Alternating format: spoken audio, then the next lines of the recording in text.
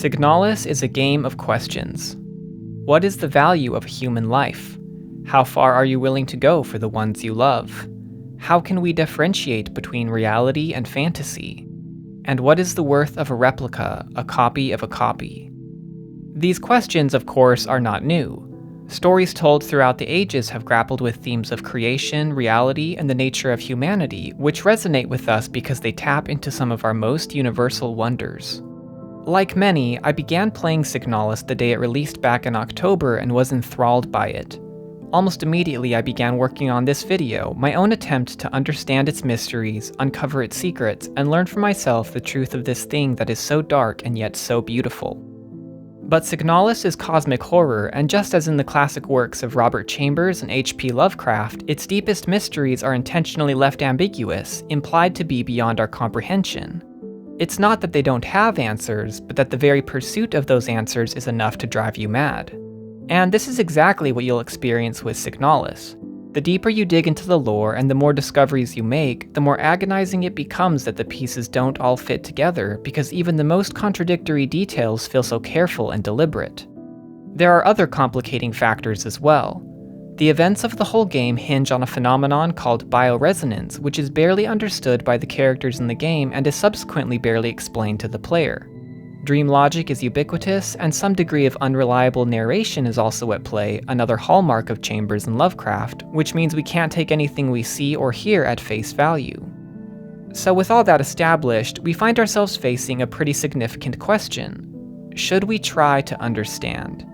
For me, at least, the answer is absolutely.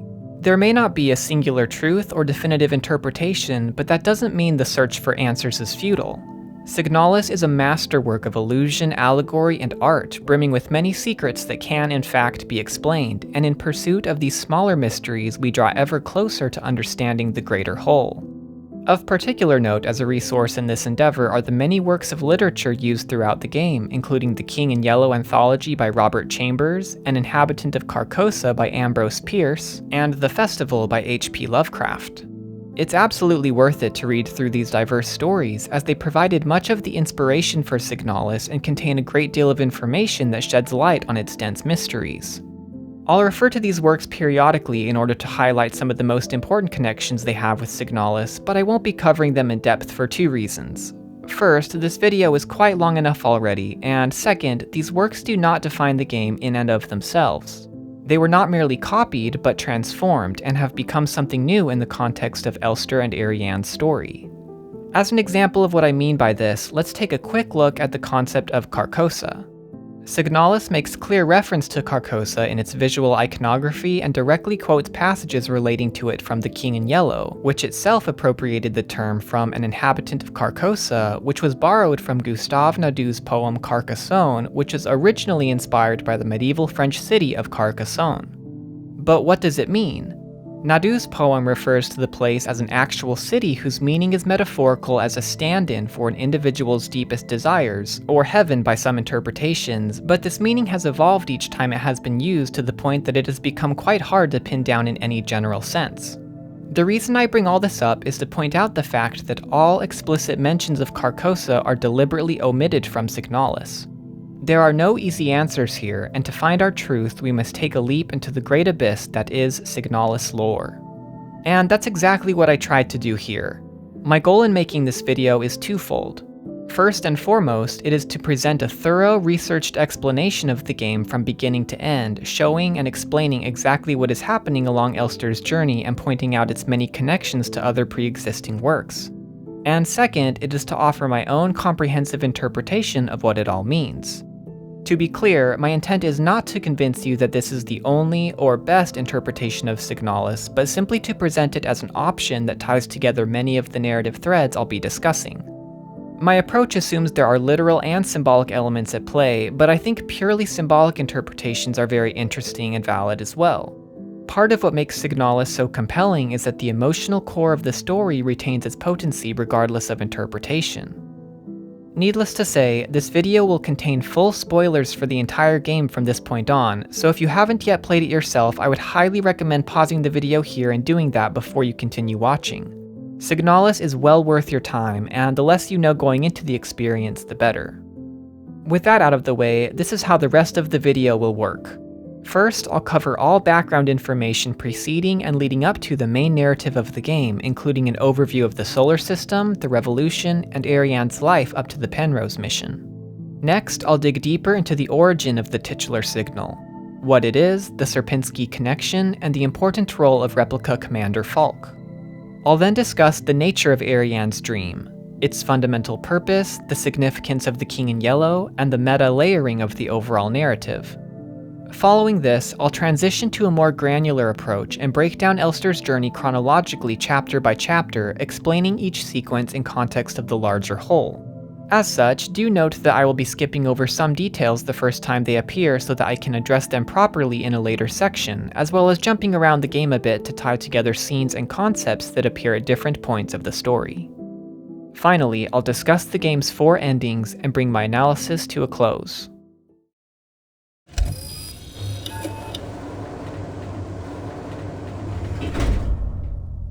Signalis is set in our own solar system, but, as stated by the developers, it does not take place in our future, but in a different reality with its own timeline. In this alternate future, 6 worlds were inhabited by humans, and the correlations to our system's planets are evident when we consider the star map in Sierpinski, the dream diary and tarot cards from Rotfront, and the posters found throughout the game. Buyan is the capital of the Empire of Yusan and is described as having a floating imperial palace and a sun-like eye, both of which correspond to Venus. While the planet's surface is utterly inhospitable due to the heat and crushing air pressure, its atmosphere 30 miles up is surprisingly temperate. The air pressure and temperature are comparable to Earth's, and the rich CO2 gas found there could be filtered to provide oxygen. Conveniently, there is still plenty of atmosphere left above this point to provide shielding from solar radiation, and seen through this absorbent barrier, the sun would likely appear as a large, luminant eye. Constructing floating cities at this height makes far more sense than trying to terraform the planet's surface, and this appears to be the approach the Empire took. Next we move to Veneta, aptly named the Cradle of Humanity since it is in fact Earth. The large oceans and blue skies attest to this, although the planet's climate was so devastated by the ongoing war for control that these bodies of water rose to cover much of its landmass. We can see that the moon itself was destroyed as well, meaning that the ocean would no longer be affected by its tidal forces. Kitesh is the system's 2nd imperial world and corresponds to Mars. The planet is described as having a red desert, strong sandstorms, and appears to be the site of major mining operations as well, all of which match up to the world as we know it. Furthermore, we learn that farming is an industry here, which makes sense considering Martian soil has all the essential minerals to support plant life. Rotfront is a revolution-controlled moon of the planet Jupiter with a deep ocean under its icy crust and a prominent red storm in the sky. The inclusion of a subterranean ocean appears to leave us with 3 possible candidates, Ganymede, Callisto, and Europa, but the first 2 can be ruled out since their oceans are buried hundreds of miles beneath solid rock, while Europa's ocean is only 10 to 15 miles beneath a thin, icy crust. This more closely fits the description from the Dream Diary, which says below the ice of Rotfront, so I think it's safe to conclude we're talking about Europa here. The large red storm referred to as an eye by many of Rotfront's inhabitants is simply Jupiter's Great Red Spot, as evidenced by the way it is referred to as a high-pressure region in the atmosphere of Rotfront's planet, and is clearly shown on the official Rotfront poster. Heimat is the capital of the nation of Yusan, the Revolution, and based on its yellow color and the fact that rings are visible from the world, it clearly corresponds to Saturn's moon Titan. In fact, Titan is considered one of the most Earth-like worlds in our solar system due to its large size and dense atmosphere that features a hydrological cycle similar to ours, and as such would have been particularly suitable for terraforming. Finally, we have Lang, for which surprisingly little information is given considering how much time we spend there. Fortunately, there are some good clues that indicate this is the dwarf planet Pluto. First, the star map shows Lang by itself, meaning it cannot be a moon of either Uranus or Neptune, and its standout feature is the Sierpinski mine that delves deep into the world's surface. While little is known about Pluto's composition, some theories suggest the interior of the planet is rich in deposits of gold, platinum, nickel, and other valuable minerals that would make mining a lucrative operation there. It's also worth acknowledging that Pluto is named after the god of the underworld, which fits with Sierpinski's identity as a veritable hell. As a whole, the solar system appears to be loosely inspired by Lovecraft's Dreamlands, which is essentially a mirror image alternate version of our universe that can be accessed through sleep, or rather, through dreams. Interestingly, the system's 3 actual planets, Buyan, Veneta, and Kitesh, are all named after mythical locations on Earth that, for varying reasons, sunk into an ocean or other large body of water. Buyan was a mysterious island in Slavic mythology with the ability to appear and disappear with the tide. Kitesh was a Russian city that sank into Lake Svitloyar to protect its inhabitants from a Mongol invasion. And Veneta was a city that was sunk by the gods into the Baltic Sea as punishment for its numerous sins of excess and blasphemy. The use of these names implies that the base reality of Signalis is related to, but fundamentally detached from our own. Additionally, the dwarf planet Lang is named after a cold but otherwise ambiguous location in the Dreamlands where multiple realities converge. The names of the other 2 moons don't fit this theme, but are interesting nonetheless. Heimat is the German word for home or homeland, both with regard to physical location and culture, and this makes sense considering it is the capital of Yusan. Rotfront translates literally to Red Front, which could be a reference to its planet's iconic red storm, and is also the name of a small Russian village that was occupied by the Soviet Union in the 1920s, just as Rotfront the moon lives under the tight grip of Yusan. While it may not be strictly necessary to know this information in order to appreciate the events of Signalis, I find it quite interesting all the same, and useful for understanding the greater context in which these events take place. But with that out of the way, let's get to the actual story of Signalis. It all began with mankind's ascension from Veneta to the rest of the solar system, a feat attributed to the Empress. We are told she lifted the Empire of Yusan to the stars with her special gift of bioresonance, a power that led to the creation of replicas and made possible the terraforming of other worlds. And while bioresonance is never fully explained, we do get a useful description within the book Song of the Gods, found in the Etu's bookstore on Rotfront. It states the following: "There exists a connection between all of us that few are fully aware of, a song we all dance to but few can hear. This deep vibration of the cosmos cannot just be heard and felt, we all resonate in harmony with it, shaping it, deforming it around us. Those select few who can consciously perceive it often fear it. Too oppressive is the sound of the stars, too invasive the noise of the unaware around them, polluting the song with their fickle emotions. But every once in a while, some are born that cannot only hear and play this music of the worlds, but who can conduct it. Gifted individuals capable of manipulating the essence of the world around them." This concept is very similar to the Tao within Taoist philosophy, which can be described as the cyclical flow of the universe that manifests through each individual's experience of life, and keeps the universe balanced and ordered. Of course, humans are nothing if not chaotic and disorderly, and at some unspecified point during the Empire's rule, a revolution sprang from the outer planets, probably centered on Heimat, that fought against the Empire and came to be known as the Nation of Yusan. By weaponizing bioresonance in the form of replicas, they were able to take control over half the system, with Veneta hotly contested. It's important to note that this revolution was a recent and ongoing development, and seems to have started within a generation of the events of Signalis. The Great Revolutionary and her daughter are referred to as if they are still living and leading the revolution, and we know that Sierpinski is actively engaged in mineral extraction, ore refinement, and munitions production, helping the war effort against the remnants of the Empire. While we aren't given much information regarding the broad beliefs or ideals of the Yusan nation, there are a few interesting details to note. First is the way humans are referred to as Gestalts. This term refers to its subjects not as individuals, but rather as an organized whole that is perceived as more than the sum of its parts. Each citizen matters only as they exist in and contribute to the greater whole of society, a perspective similar to that of communism. Additionally, we can surmise that Yusan is a matriarchal society based on the fact that its rulers are female, along with the vast majority of its replica leadership. Now, while Heimat, Lang, and Rotfront were all swiftly taken by the revolution, Veneta proved to be far more difficult, and a great number of soldiers were deployed there in an attempt to wrest the planet from the control of the Empire. Among these was a small unit of 8 native Venetan soldiers, Unit 12 of the 5th Infantry Division to be exact, that included Lilith Etu and Alina Sio, both of whom play key roles in the story. Sadly, only 2 members of their unit survived the conflict. In Elster's flashback montage, we see Lilith, clearly identifiable by her hair, at a gravesite with 6 headstones as she leaves a lily on what must be Alina's grave. We know Alina was one of the casualties because we later learned the other soldier who survived, Rebecca Leong, who eventually moved to Rotfront Sector C. This detail informs us how far in the past these events took place, approximately 10 years considering Rebecca is apparently 10 years older than Ariane based on their medical records. It remains ambiguous what Lilith and Alina's relationship was like, whether they were romantically involved or simply close friends, though for the sake of parallels I'd say it was probably the former, but it honestly doesn't matter. The important thing is that they were emotionally close to some degree.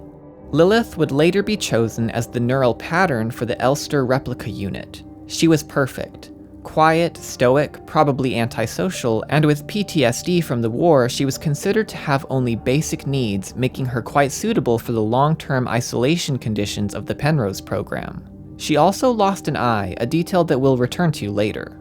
The game gives enough direct evidence for Lilith being the Elster neural pattern that I think we can safely call it fact and not merely a theory, but one additional piece of evidence I want to point out is her name. In medieval Jewish tradition, Lilith was said to be the first woman and was created alongside Adam in the Garden of Eden before choosing to leave and subsequently being replaced by Eve.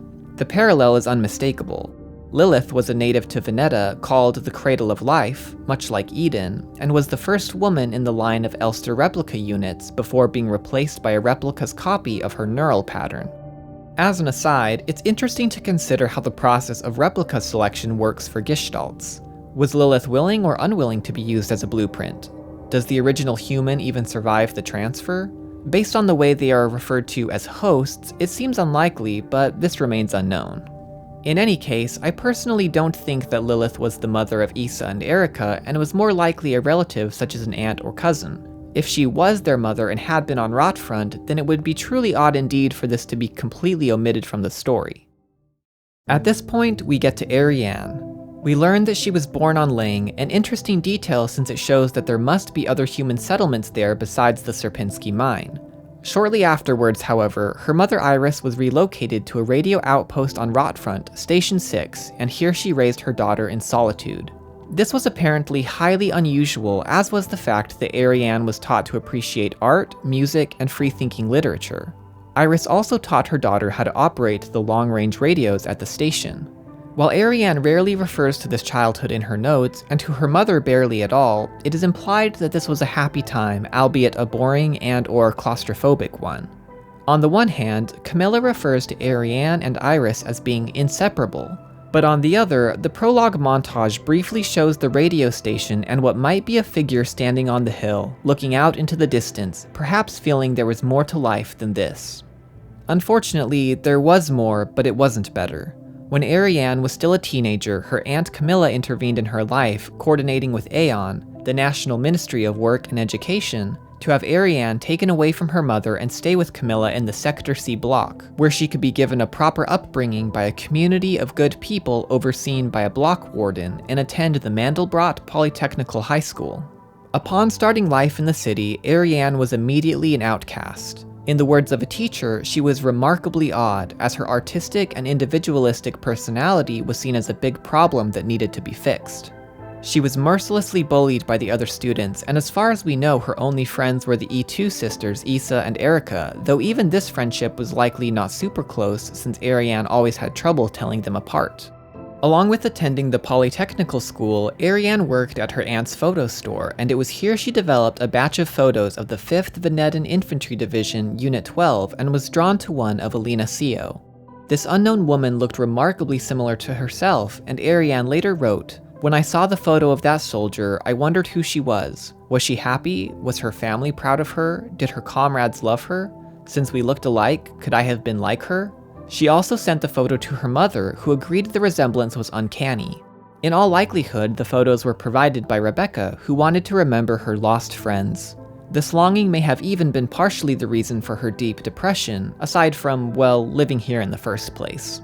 We know that this took place around the time of Ariane's graduation, since her mother remarked she would be entering her military service soon, and this was also around the time the teacher's evaluation was written, since one line reads, "I can only hope military service will beat those frivolous ideas out of her in a way that this school has failed to do so far." Curiously, Ariane never speaks of this military period, and the only detail we learn about it is that she was placed in Rotfront Orbital, where she may have been piloting and maintaining spaceships or stations to some extent. Despite the lack of information, however, I think it's safe to assume it was not a pleasant experience, and she was looking forward to it ending as quickly as possible. Unfortunately, her return home brought no relief, as it was likely during this span of time that the Imperial espionage plot was uncovered in Sector C, and things went from bad to worse. The monthly Montfest celebration was suspended indefinitely, and the protectors in charge went on the hunt for the rumored spies. In Adler's diary found later, he writes of a recent dream he had in which he conducted a test with Ariane that involved drawing tarot cards and asking her to guess which one he was holding. While he assumes it to be a memory from his Gestalt life, this is a shaky conclusion at best, as the very next entry proves that his memory is not very reliable. Furthermore, there is evidence that this memory actually belongs to the Rotfront spy known only as Sun. We find his table of tarot cards in a hospital room, suggesting this event did actually happen, and that the spy was impersonating a doctor. It would appear that his goal was possibly to scout out bioresonant individuals among the enemy population, which would be highly valuable information considering how impactful bioresonance was in the war. This simple tarot card exercise would be an effective way to test for psychic abilities while also being easy to disguise as a memory test. Now, an argument could perhaps be made that Sun was the writer Nikolai and later served as the neural blueprint for Adler, since they were obviously intended to look alike, but this explanation makes several big assumptions that must be accepted. First, that Nikolai was on state records as being a writer but somehow managed to impersonate a doctor without being caught. And second, that he was captured by the authorities at the last minute before his escape and then was inexplicably chosen to become a replica blueprint. While these events certainly could have happened, it all feels a bit too convenient, and I'm more inclined to think that we're seeing dream distortion here. Regardless, we know Ariane was covertly examined for bioresonance and passed the test, which unsettled Sun enough to make him abandon his mission and attempt to return to Katesh. It is little wonder that in the midst of such stifling oppression, Ariane was as desperate as ever to get away from everything, especially considering her poor health, but her prospects were quite bleak. She eventually received her work assignment to S-23 Sierpinski, a mining facility on Lang curiously named after the Sierpinski Triangle, a famous self-similar fractal. It's important to note that Sierpinski is not just a mine, but also a re-education facility, a place for troublemakers and nonconformists. There was, however, a second option. One day, as she rode the empty train home, Ariane noticed a recruitment poster on the wall for the Penrose program, a state-sponsored program that would count as a valid work assignment. Instead of being forced into a veritable labor camp, she could choose to become a scout officer and make her own decisions away from the constant supervision of the authorities. The option was substantially more attractive, and in time she applied and was accepted. Regarding Rotfront, she left it all behind, except her memories of the place and its customs and superstitions, including pareidolia and the Red Eye. For a time, her mission aboard the Penrose was everything Ariane had hoped it would be. She was free from the judgment of others, could finally be alone, and was even able to continue her painting hobby. At first, she and Elster kept their distance, but when the loneliness of long-term isolation conditions began to set in, they gradually kindled a friendship. Having neglected to read the mission manuals and classified documents given to her at their journey's commence, Ariane was unaware of the destabilizing effect this would have on Elster's persona, and further activities such as the viewing of war films destabilized her even more. Ariane saw in Elster a kindred spirit, someone else who had run away from the world, and as the line between Elster and Lilith began to blur, the Gestalt memories becoming her own, Elster saw in Ariane the woman she had loved in a past life. A romance blossomed, and for the first time in a very long time, they were happy. But unfortunately, it would not last. Upon entering Phase 3 at Cycle 3000 and receiving their new mission parameters, the two learned the truth, that their voyage was a one-way trip. Having failed to find any resources or habitable worlds, supplies would soon begin to run out and the ship's functional systems would fail without the means for repair. Despite the official recommendation to end things quickly, Ariane and Elster struggled to survive as long as possible, which turned out to be a staggeringly long time. They were supposed to start running low on supplies after Cycle 3000, approximately 8 years into their voyage, but the latest diary entry we find is dated well after 5400 cycles, or about 15 years. While it's unclear precisely how they managed this feat, it likely involved a combination of Ariane using the cryogenic pod intermittently and Elster not needing as many resources to survive due to her biomechanical nature as a replica. Things took a turn for the worse, however, when the ship's reactors started leaking, causing them both to suffer terribly from the radiation. And here we get to the promise. At some point during this period, Ariane made Elster promise to kill her to end her suffering, though it's never stated what the conditions were. It must not have been an immediate thing, as Ariane wrote that she didn't know if they would continue to wake up each day.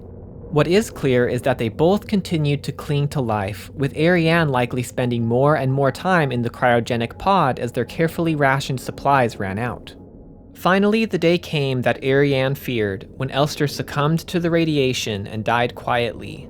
And this could not have happened at a worse time, for Ariane was still in the cryogenic pod. Far from being the permanent rest assured by the Phase 3 mission briefing, Ariane found herself caught between consciousness and sleep, in constant pain from her radiation-induced cancer, unprotected by a cryopod that was likely malfunctioning since the lid is later found open with the diagnostics turned off. Elster failed to fulfill her promise. This is what actually happened, and would have been the end of it, if Ariane had not begun to dream. From this point on, things get really complicated because the human mind, with its myriad memories and desires, is complicated. And the most immediate and fundamental point of complexity is the determination of what is real and what is not. How much of what we see in the game is actually happening, and how much is just a dream?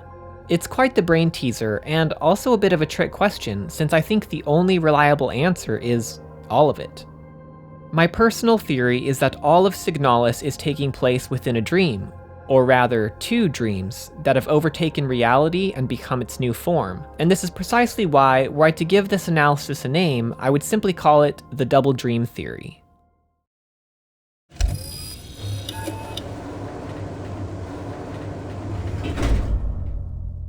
After Elster's death, or at least ceasing of function, Ariane understandably became desperate. Trapped as she was in a malfunctioning cryogenic pod, experiencing constant pain in her shallow dreams, she did the only thing she could think of: attempt to wake Elster up, and she did this by projecting Elster's memories via bioresonance. While it may sound dubious at first for Ariane to have known Elster's memories, this is actually well established by the Colibri replica known issues document, which states the following. Like most bioresonant individuals, Colibris will often subconsciously create an emotional feedback loop, imitating and then broadcasting the emotions of those around them, acting as a sort of amplifier. This is precisely what Ariane did. She subconsciously created a feedback loop with Elster, processing her memories which could later be broadcast back. This bioresonant projection took the form of a very specific radio signal that we later learn is called the magpie signal. This is the titular signal of Signalis that lays the foundation of the entire game and affects not only the Penrose but Sierpinski as well. Along with showing up here on the title screen, it also appears in the radio room, the Penrose, and on the Rotfront radio towers. And while the magpie signal is certainly cryptic, it is far from arbitrary. Back during World War I, this type of radio signal was first developed for the purpose of espionage. Shortwave radio stations known as numbers stations would broadcast an endless string of spoken numbers, sometimes interspersed with musical motifs, that could be decrypted by spies in enemy nations. The codes were unbreakable because they utilized one-time pads, which contain random groups of numbers used to convert the letters of the transmission, just like the sword document used in the wall-safe puzzle. These number stations have been plentiful and active ever since, and were especially prominent during the Cold War in the aftermath of World War II. This particular sequence in the magpie signal is known as the three-note oddity, a Hungarian-based signal targeted at Germany that was active until 2005. While I don't intend to read too deeply into the real-world history of these stations since, as I explained in the introduction, Signalis has transformed its sources with new meaning, I do think they are being used in a similar way. In Ariane's reactor note, she recounts a dream she had in which her mother was listening to a number station and taking notes in a book while holding the king in yellow on her lap. We can make an educated guess that it was the magpie signal specifically since, on the main menu, the signal plays alongside the sounds of a clinking metal pole which evoke the image of the remote radio station. It would make sense for this dream to be based off of memory, and as such it appears to be implied that Ariane's mother was a spy who was decoding messages from a number station over the radio. But what is the significance of Ariane's signal taking the form of this transmission? I'll come back to this point later, but for now there are a few more immediate questions I want to address to support this general explanation. For starters, how do we know bioresonance has anything to do with radio waves? Going back to what we learned about the Colibri replicas, it is said that tuning a radio to the same frequency they are transmitting will cause a feedback loop, and this is exactly what we see happen. So radio waves must be at least a major component of bioresonance signaling, if not the whole of it. There's an even better question, however, one that had me puzzled for quite some time. Why is Ariane's bioresonance so powerful? How can it affect a location billions of miles away so strongly as to warp its very reality? The answer is deceptively simple: the Penrose vessel. We read in the Song of the Gods earlier that bioresonance is what lifted humanity to the stars, and since other technology stagnated in the 100 years since then, it makes sense that all spaceships must be powered by bioresonance. We also need to look at the math here. The Phase 2 mission parameters inform us that the Penrose reaches the Oort cloud after about 1500 cycles, and we know that cycles are days from the chronometer adjustment note in which Ariane states she adjusted the ship's cycle calculations to equal the length of a day on Veneta. Conveniently, Veneta is Earth, so from this point on their cycles were 24 hours by our reckoning.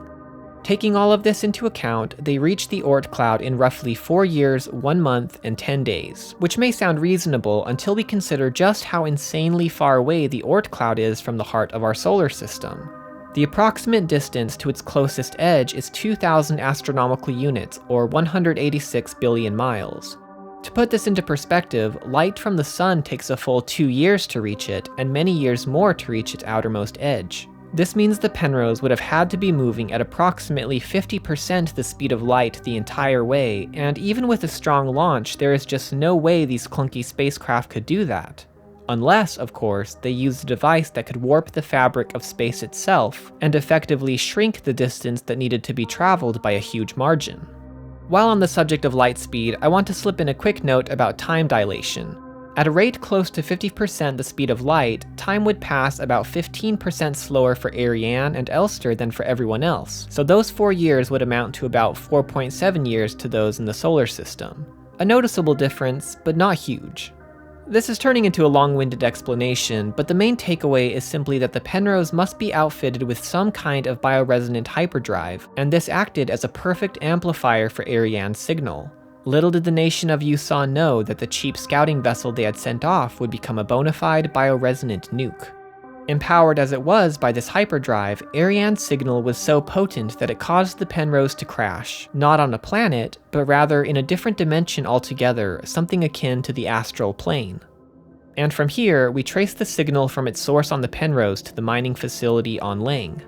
The reason S-23 Sierpinski is a part of Signalis at all is revealed in Ariane's workforce assignment, whereby we learn that if Ariane had not been accepted into the Penrose program, she would have been assigned to work there instead. As the story progresses, it becomes increasingly clear that bioresonance has the power to alter timelines and probabilities, but more on that in a bit. On a broad level, Ariane's influence over the Sierpinski mine was made possible by something the workers found deep within it.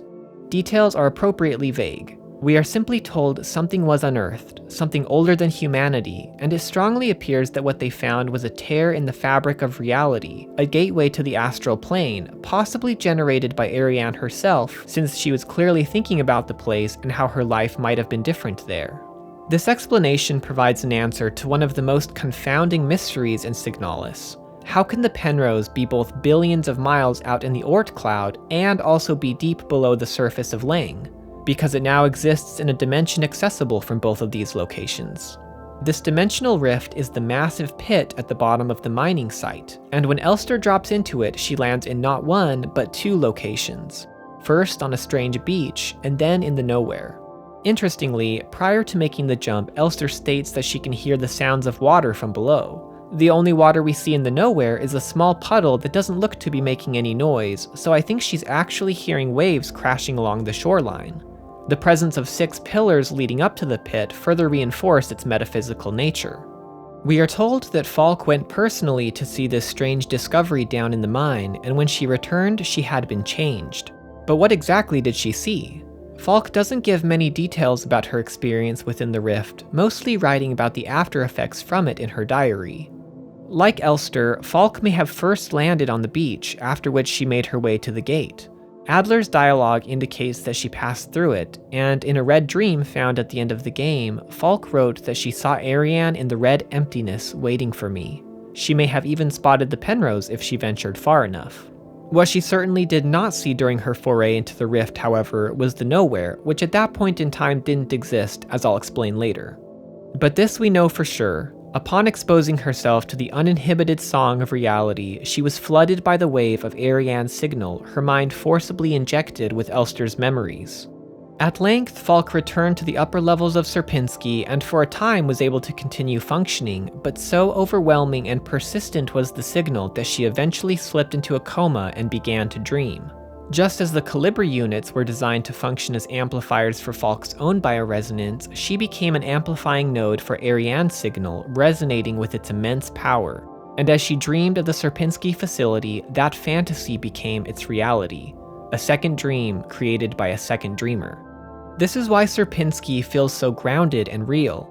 We see later in Chapter 3 that Ariane's own recreations of reality are much more surreal, and Rotfront is literally where she lived. Generating a massive mining facility that she had never once seen or visited in exquisite detail was certainly beyond her, but the replica Commander Falk, who oversaw the entire facility, would have known it well, perhaps even better than a human in her place. This idea of Falk being a second dreamer is very well supported by the many parallels drawn between her and Ariane. For one, she is lying in the same position as Ariane in a similarly shaped room, both of which are mirrored by the sealed chamber in the nowhere. Adler kisses her forehead just as Elster kisses Ariane in the memory and promise endings, and prior to the final confrontation we can see they look identical to each other besides the color of their hair, which is only different because of Ariane's achromatrichia. With Elster's memories and Ariane's appearance and purpose, Falk essentially becomes both of them at the same time. Further evidence for the actuality of Falk's dream is the fact that no one at Sierpinski started getting sick until after Falk succumbed to the signal, because Ariane's dream was unable to affect the facility on her own. It is also telling that the spreading infection takes the form of radiation poisoning, because that is what Ariane herself was experiencing. There's one final topic relating to Sierpinski that I want to address briefly before moving on, which really applies to the game as a whole: the dates. It becomes evident early on in Signalis that there are multiple calendar systems, which is very confusing but makes sense for this futuristic society. Each planet would need its own calendar to account for their unique rotation and revolution periods, and the outermost worlds would need a different system for years altogether due to the sheer length of their revolutions. Additionally, there would need to be a universal system calendar so that each planet could stay in sync with the others.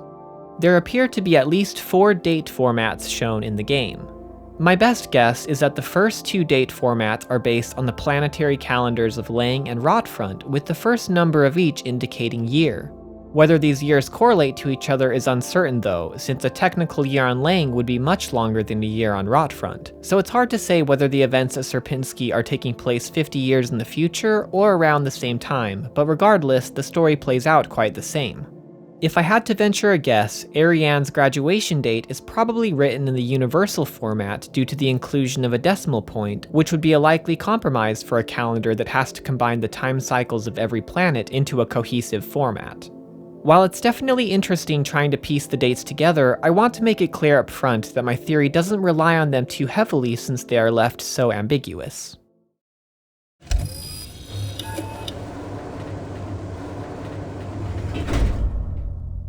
It's easy to get lost in the weeds here because there is so much information to sift through, but we can simplify our approach by going back to the whole purpose of the dream to begin with: the promise. The dream was started by Ariane, is expanded by Falk, and is colored by Elster, all for the ultimate purpose of enabling Elster to fulfill the promise she had made to end Ariane's life. This is the why behind everything, and as such everything needs to be examined through this lens. Furthermore, we must remember that the story takes place completely within a dream that has overtaken and is shaping reality itself. As a result, we can't take anything we see at face value, and there are a great deal of interesting parallels that may not have existed prior to the dream at all. For example, the way some of the Sierpinski replicas resemble Rotfront gestalts, the matching piles of trash found in the Penrose, Sierpinski, and Rotfront, and perhaps even the fact that there is a security breach at both Sierpinski and Rotfront Sector C. But among the most important parallels of all is the recurring appearance and constant presence of the King in Yellow, a fictional dread play that drives the events of several stories within Robert Chambers' anthology of the same name. It's never actually shown whether the book appearing in Signalis is Chambers' novel or the play itself, and while I don't think it really matters since it plays the same narrative function either way, I'm inclined to believe it's the latter. The play has 2 acts and 3 characters, Casilda, Camilla, and a mysterious stranger who is almost certainly the titular king in disguise. While the play's first act is quite benign and disarming, the second is filled with such devastating truths that all who read it invariably go mad and usually end up dead, for to read its words is to expose oneself to the power of the godlike entity known only as the King in Yellow, a jealous being who demands total sacrifice of his subjects. In a similar fashion, the mysterious white-haired girl seen by those at Sierpinski may have appeared benign and disarming at first, but so devastating was the force of her signal that all exposed to it were irreversibly changed, their individual identities contaminated in the name of sacrifice. And while Falk is of course the prime example of this, in truth everyone at Sierpinski has become a performer on the stage of Ariane's dream, compelled to play their given role over and over again until they are torn apart by the endless recycling of the world around them. Ariane herself is clearly representative of the king, a godlike being over all whose will is absolute. But this raises an extremely important question. Is Ariane actually aware of what she is doing? Is she truly accountable for the horror she unleashes upon scores of innocent humans and replicas? I don't think so. For Ariane, all appears as a dream, a delirious swirl of images that respond to her desperate signal, and she may very well not realize what she sees is actually a twisting of reality itself. Alternatively, it is possible that Ariane did catch on to the true nature of her dream, but was unable to stop the signal she had started and found herself at the mercy of Elster's success along with the others, which was, of course, her situation to begin with. Either way, Ariane is not the villain of this story. She is a victim of oppression just as much as anyone else, an outcast in a cruel world where the only escape is death, and Yusan alone can be held responsible for the bioresonant calamity that falls upon Sierpinski. Moving on, there is one more fundamental aspect of Signalis that informs the way we must view it, quite literally, and that is the meta-layering of the overall narrative design. From the beginning, it is made abundantly clear that we are watching the story unfold through a screen. The most basic evidence for this includes the glitching and tearing effects that can be seen regularly, the most extreme of which cause Elster physical harm, as well as the inclusion of film grain and CRT filters that can be applied in the game settings.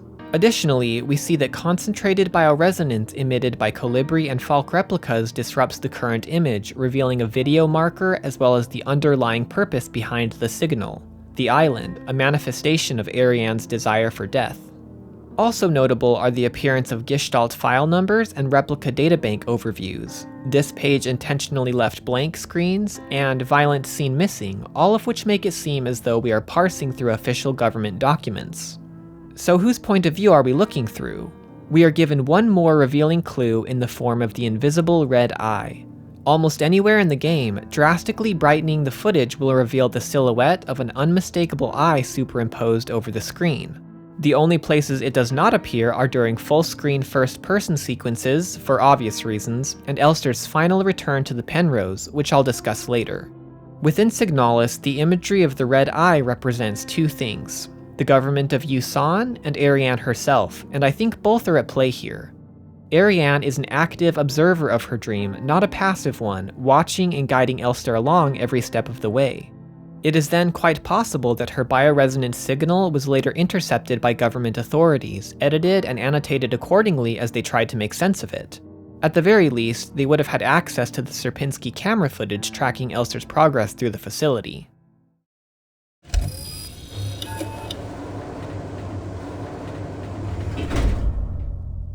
And now we arrive at where the game officially begins.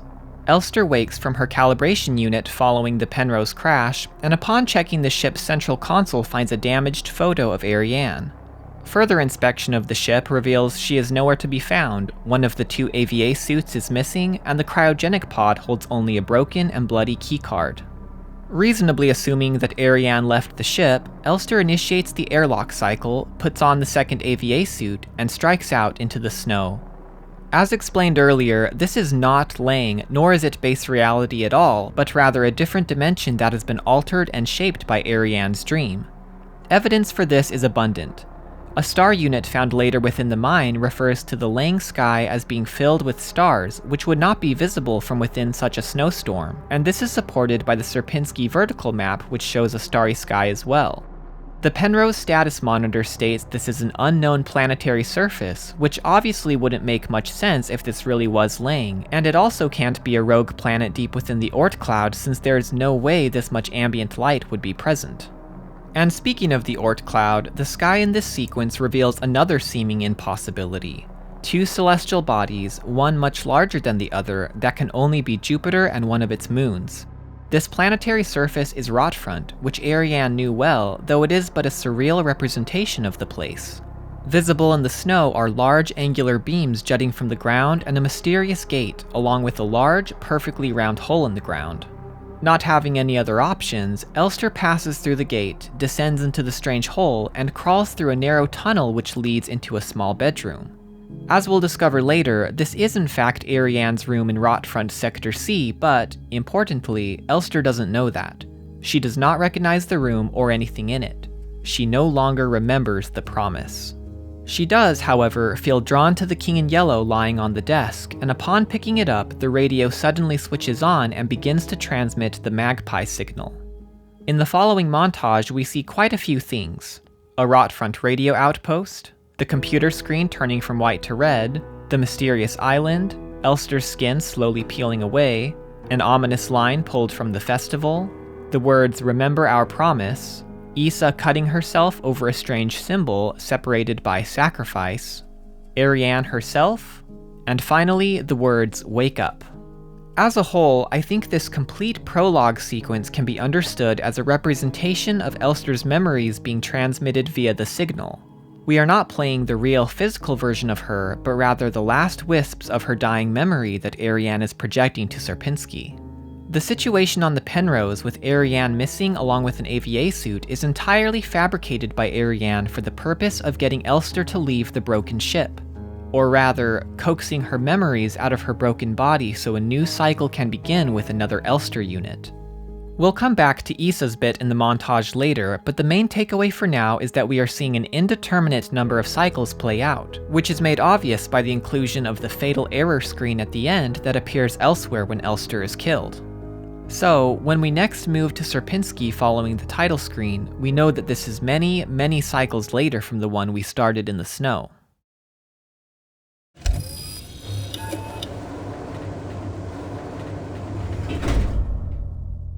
Chapter 1 starts in a first-floor Sierpinski bathroom, with Elster looking intently at herself in the mirror.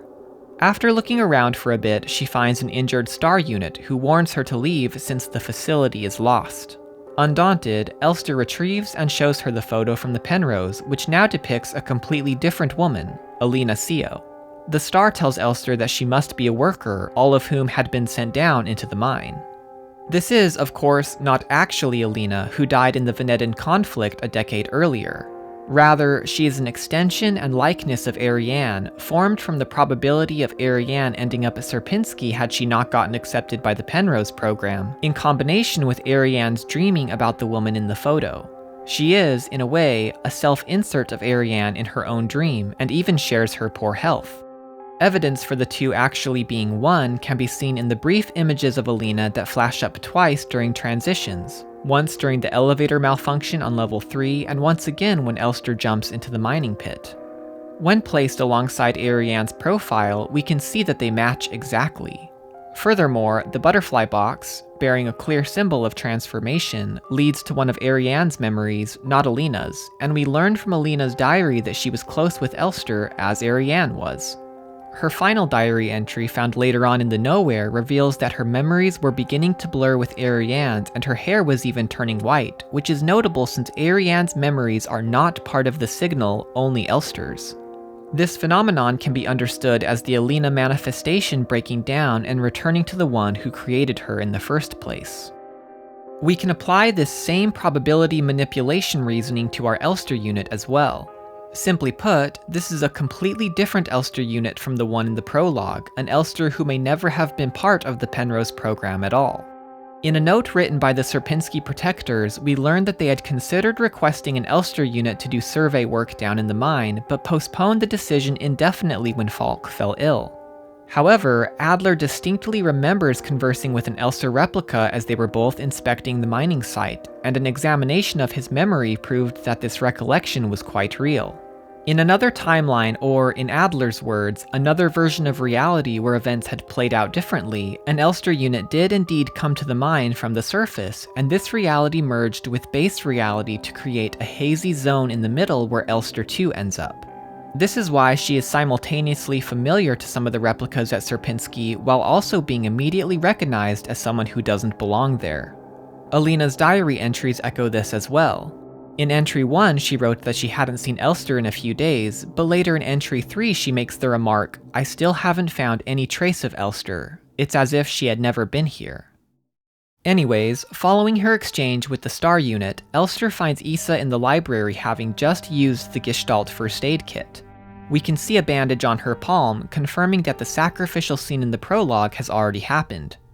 This first encounter is quite vague, with Elster briefly explaining her search, and Issa simply responding that she is here to accomplish something as well. The two part ways, and Elster drops down to the second floor, where her most important discovery is Alina's confiscated butterfly box. Opening it and claiming the Plate of Eternity within triggers the radio outpost sequence, wherein we see the place of Ariane's childhood at the time she was pulled away to Sector C as confirmed by the letter from her Aunt Camilla.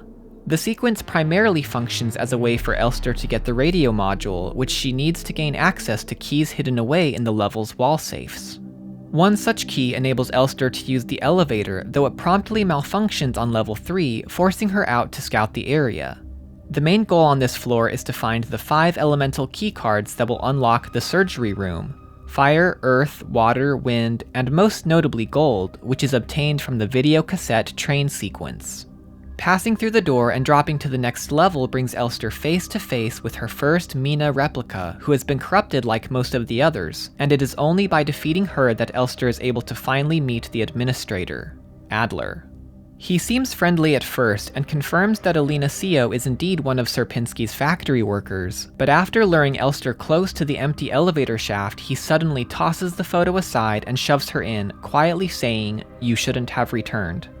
Adler was expecting her, and as we'll see, this exchange has already happened many times. But first, we witness the library sequence. Issa wakes in a dark, empty classroom at the Mandelbrot Polytechnical High School and heads to the library to check if Erica is still there. Peering through the door reveals an altogether worse sight, however. Ariane is being mercilessly bullied by some masked students, shoved onto the floor and kicked. The rest of the story is told through quick text blocks at the end. Issa was paralyzed by indecision and fear, and Erica eventually showed up to rescue Ariane. Issa could never forgive herself for not taking action and was racked by guilt, considering herself useless. Following this sequence, Elster wakes to find herself near the bottom of the elevator shaft, which is filled with dead Elster units. They can be recognized as such by their orange chest plates. So many cycles have passed, so many units killed, that the bodies were able to cushion Elster's fall, leaving her miraculously unharmed. Many literal interpretations that have already been offered for Signalis assert these are all unique and different Elsters that were summoned to Lang by Ariane's signal, and these theories point to the Elster overview, which states all Elster units were copied from a decommissioned unit from the Penrose program after the original neural pattern on Veneta had been destroyed. Allegedly, Ariane's Elster was this unit, which means all future Elsters would have had memories of Ariane implanted within them to begin with, and this is why all of them felt compelled to fulfill the promise. While I do like this interpretation conceptually, I don't find it very convincing since virtually every other piece of evidence works against it. How would Elsters from all over the solar system have been able to receive the signal when it only seems to be affecting Lang due to the dimensional rift? How would all these Elster units have had access to ships they could fly solo to the edge of the solar system when resources were so tightly controlled? Why are none of the units in the elevator white when that was a standard configuration? And finally, how could they have possibly recovered the Penrose Elster from deep space, let alone a different dimension? What I think is really going on here is that this is the same Elster unit, Elster 2, who ended up at Sierpinski when the timelines blurred together. Each time she fails, the timeline gets recycled anew, and the signal is transferred again. The decommissioned Elster detail is still relevant because it reveals the important information that a replica unit's mind can be copied to another, which provides a precedent for this phenomenon with Elster 2 as well as Falk later on. This explanation also has nice symmetry with the fundamental tenet of the double dream theory. There are 2 dreams and 2 Elsters. Once Elster explores down to the Arar replica dorm, we see another cutscene in which Issa attempts to get into Falk's room, but is stopped by Adler. Perhaps it comes as no surprise then that Elster's objective is to find Falk as well and, more importantly, open the owl box she holds close to her chest. On this level, Elster also comes across the first physical versions of the mysterious island painting, and I think it's about time to stop and talk about it in detail. The painting's official name is Isle of the Dead, and was created by the Swiss painter Arnold Böcklin as a prime example of German symbolism.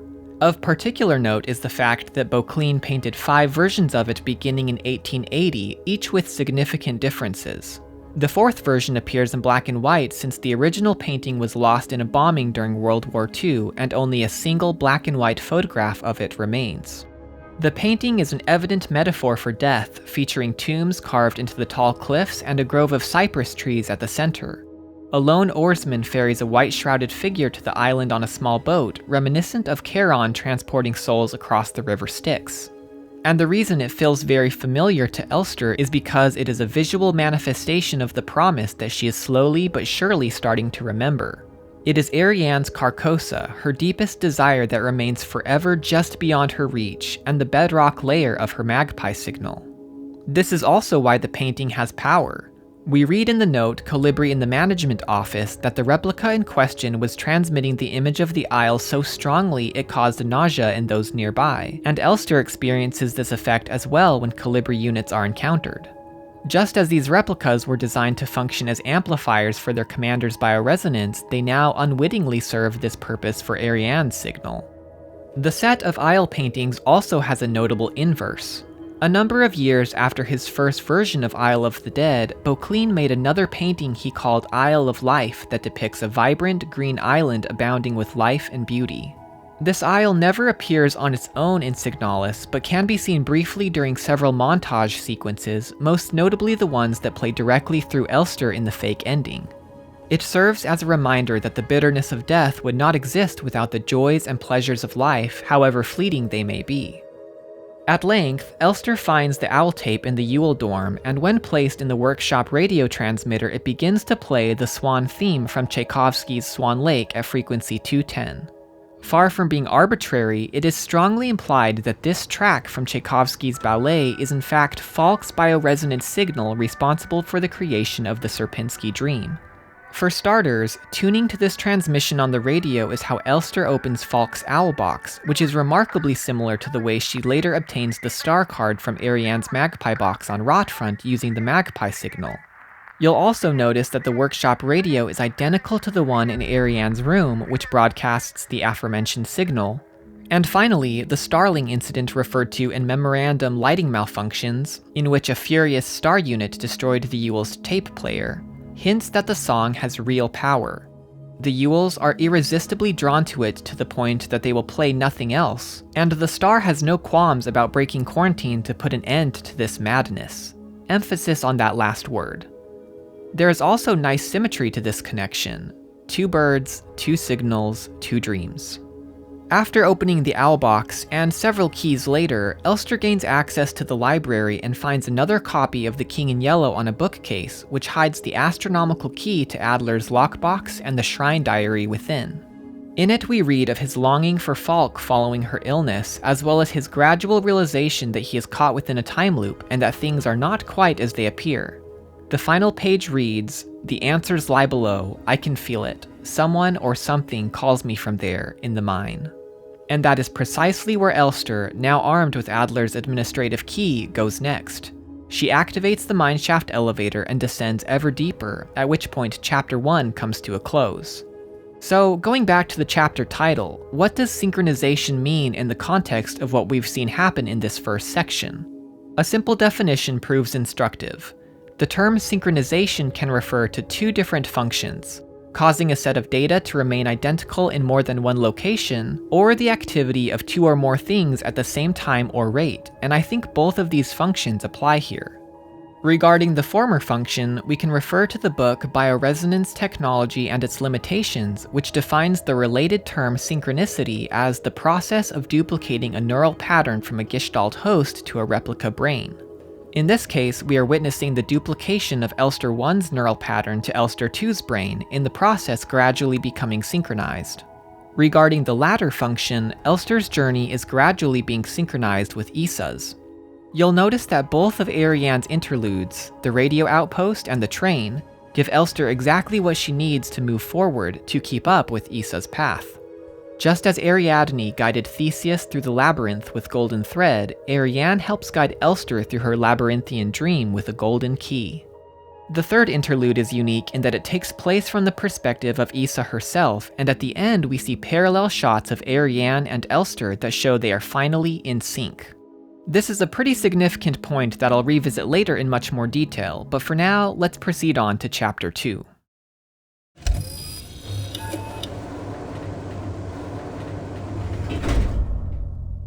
In a general sense, liminality refers to the transitional phase in a rite of passage in which the participant stands at, or on both sides of, a boundary or threshold. The term is quite fitting in this context, because this is precisely the point Elster is at on her journey. She is now midway between her original self, Elster 2, and Ariane's Elster, or Elster 1, her identity in a state of flux. The chapter starts with Issa, who has been hunted by Adler through the depths of Sierpinski and is now cornered at the mining pit. He tells her this has already happened countless times before, trapped as they are in the cycle. This time, however, Issa gets the upper hand and stabs him through the eye, causing him to fall into the pit. We return to Elster, still descending into the mine. After making her way through its many dark passages, she slides down a massive sealed shaft leading to the mining site where she finds the Great Pit and jumps in. A red countdown appears, and Elster suddenly finds herself on a strange beach with dark skies and a distinct rock formation in the distance. This setting is, in fact, another painting, The Shore of Oblivion by Eugen Bracht. Just as Boclin did with Isle of the Dead, Bracht painted 8 different versions of the piece between 1889 and 1916, though only 2 remain preserved today. The works share another connection as well. German Emperor Wilhelm II received a copy of each and hung them next to each other, just as Falk does outside her bedroom. The theme of death is quite heavy in the painting, which depicts a desolate, rocky shoreline littered with skulls and a massive outcropping looking over a dark sea. Left to interpretation, the scene can be read as the last domain of life, one final respite before mortals are swallowed forever by the great sea of the dead. This idea is echoed by the final note found in this section, which reads, "It calls me in a sea of flesh. We will become one, but I can never go back to being me." The other notes littered across the shore consist of excerpts from Cassilda's song in The King in Yellow Act 1, Scene 2, which serve as a description of the mysterious realm of Carcosa. The King in Yellow itself can be found in a hole in the rock, though cannot be obtained since it is just out of reach. After enough time elapses in this section, the countdown reaches 0 and Elster falls into the nowhere. Of the three major areas in Signalis, this one is the most perplexing, and it's initially difficult to determine where, when, or even what we're looking at. But a good place to start in coming to understand the nowhere is its strong theme, which is that of a nuclear waste repository. As nuclear power plants have become more common in the present day and age, so too has the highly radioactive waste they produce, and one of the primary methods for disposal is to seal it away deep underground in dense repositories. This is quite effective, but comes with one major drawback. Nuclear radiation persists at dangerous levels for many thousands of years, which means if any of these sites were to be dug up by an unsuspecting future civilization, they would be exposed to the toxic material. To raise awareness of this issue and provide guidance to nuclear waste facilities, Sandia National Laboratories released a report in 1993 that issued recommendations for future-proofing these sites. One section of particular note laid out a warning message template with varying levels of complexity that could be used. If this looks familiar, it's because this is the exact same message found on an early door in the nowhere. Another method of warning proposed by the Sandia report was the use of hostile architecture that would convey the poisoned nature of the land, and one of the more striking design suggestions was the spike field, a series of massive spikes protruding from the ground at odd angles. The theme runs deeper than even these connections, however. Prior to the Sandia report, a German poll conducted in the 1980s gathered ideas regarding the preservation of knowledge about nuclear waste sites into the far future, the first of which became known as the Atomic Priesthood. This small, pseudo-religious organization would be responsible for creating rituals and myths regarding the locations and dangers of nuclear waste sites, as well as indicating the consequences of trespassing. Other ideas included the following: biologically encoding warnings into the DNA of certain flowers, which would be planted near repositories, launching satellites that would transmit the data from orbit indefinitely, breeding a special type of cat that would significantly change color when exposed to radiation, constructing such durable storage locations that only an advanced generation could penetrate them through excavation or drilling, in which case they would also likely be able to detect the radiation levels. And finally, installing warning signs in a concentric ring around the repository in the most important global languages.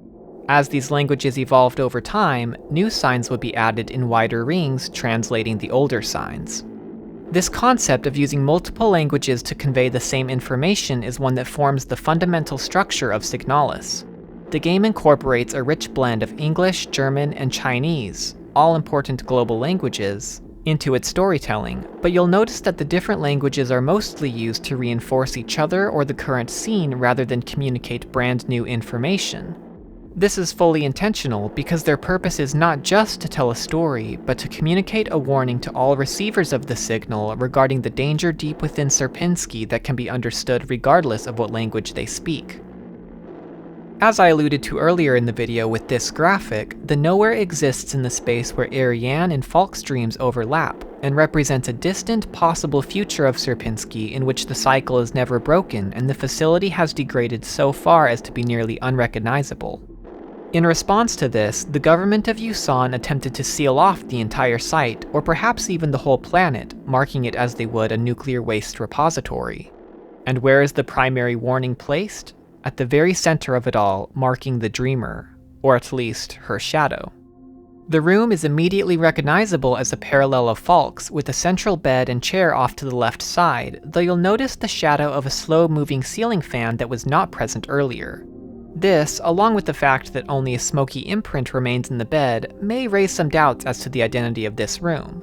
However, there is strong evidence that this is indeed Falk's room in the far future, we simply have to look elsewhere. During Elster's confrontation with Falk at the end of the game, one phase reveals her room with the bed, chairs, end tables, and also a ceiling fan. This is a clear transitional shot that bridges together the corresponding chambers in Sierpinski and the nowhere, and the loss of detail is a sign of reality turning into noise under the weight of the relentless cycle, represented by the endless cyclical motion of the fan.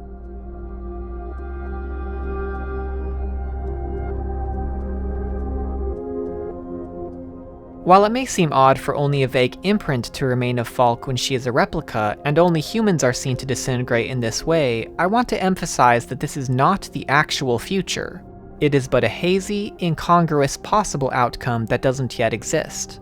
It is nowhere. On that note, let's return to the sealed door blocking access to this chamber.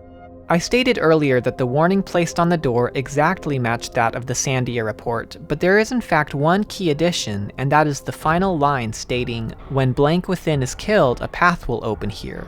This refers to the cage monster Issa encounters that is labeled as a Nue, or Japanese chimera, a creature composed of several animals fused together and known in folklore to be a harbinger of sickness and bad luck. Not a moment too soon, Elster drops down into the Chimera flesh pit and, working together, she and Issa are able to defeat the monster.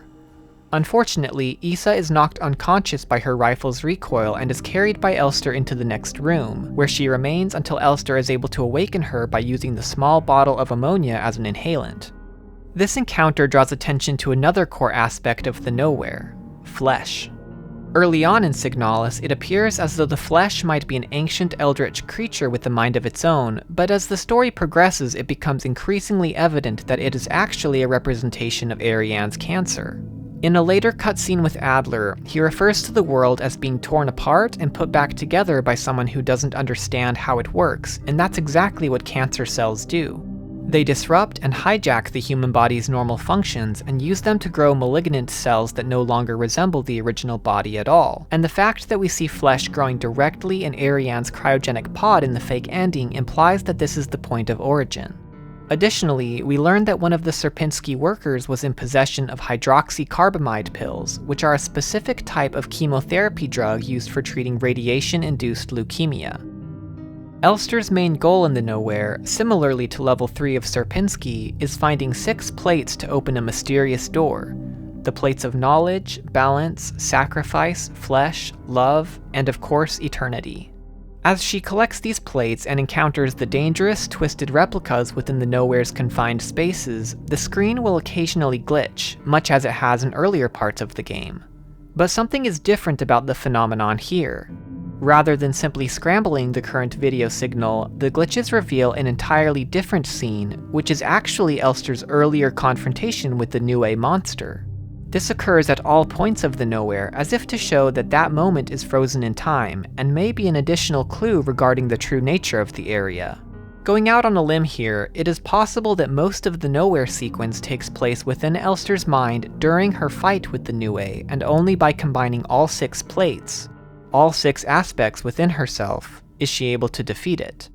The final line on the upper sealed door reads, "When blank within is killed, a path will open here," and that door provides access to the dreamer's shadow.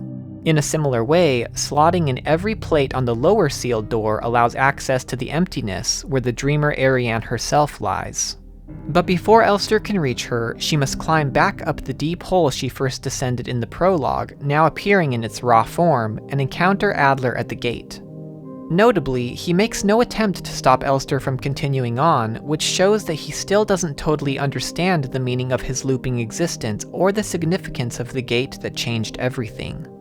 Elster passes through this gate, and here we see the technical first ending that can be better described as a fake ending. There is a lot to unpack here.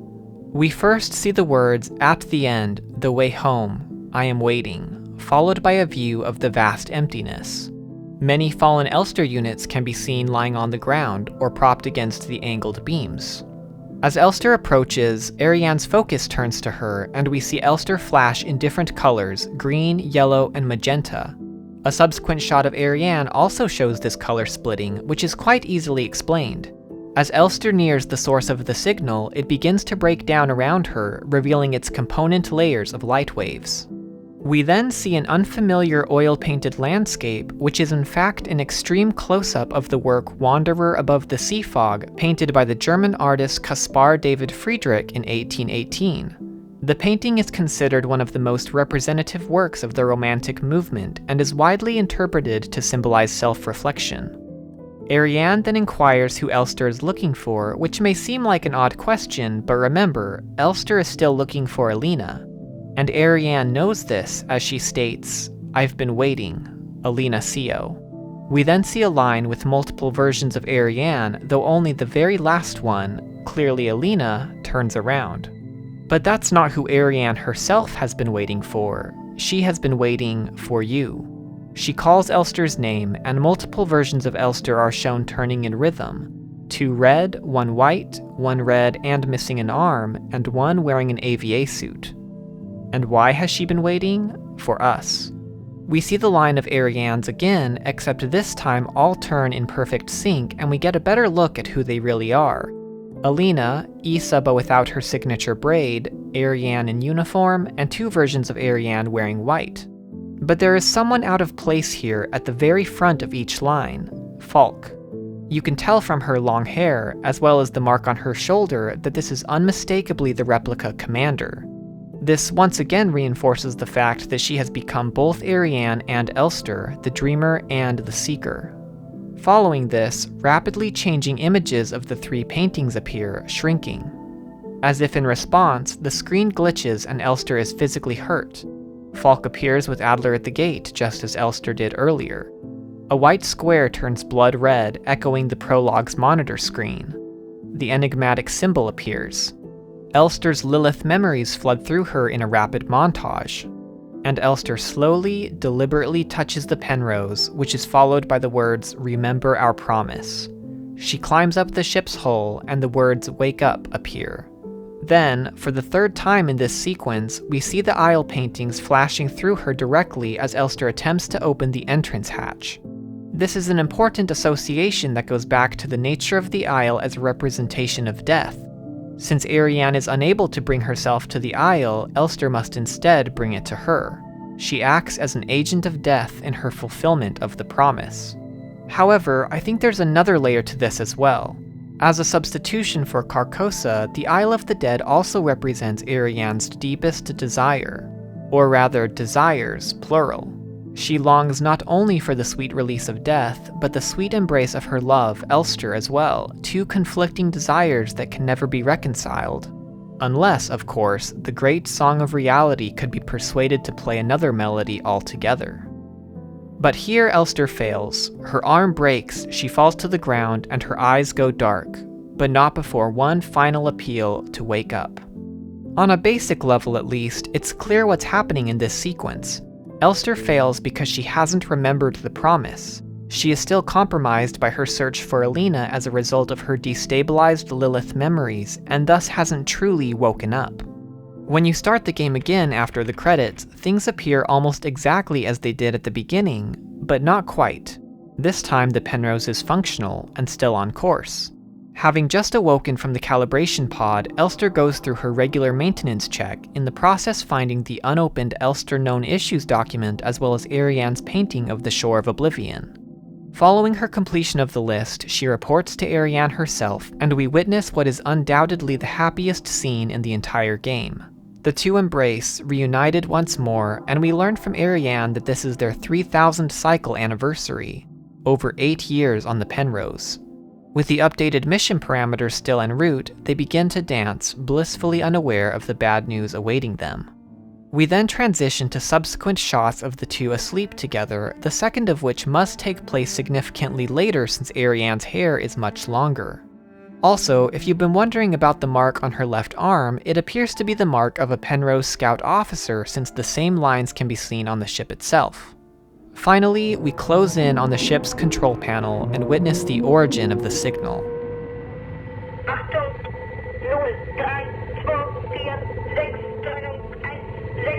Based on Falk's statement in A Red Dream that official Penrose broadcasts began with a song, it seems as though this is the very transmission the 2 were waiting for, in which they learned their mission was effectively over.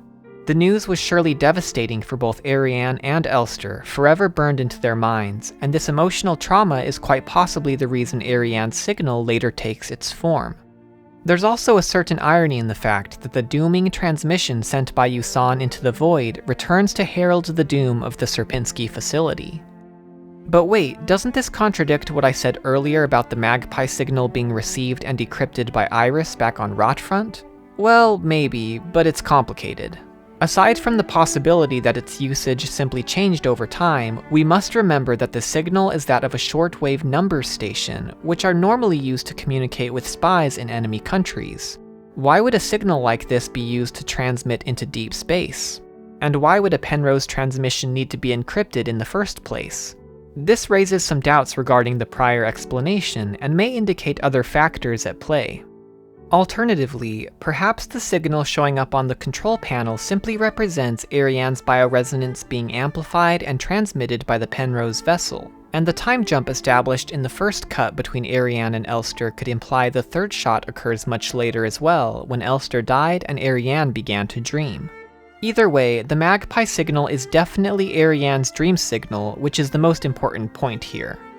Following this memory sequence, we return to Elster, still lying on the ground, and an apparition of Ariane appears, first smooth and then bandaged, possibly a representation of Elster's memory of her becoming more accurate, remembering her as she is rather than as she was.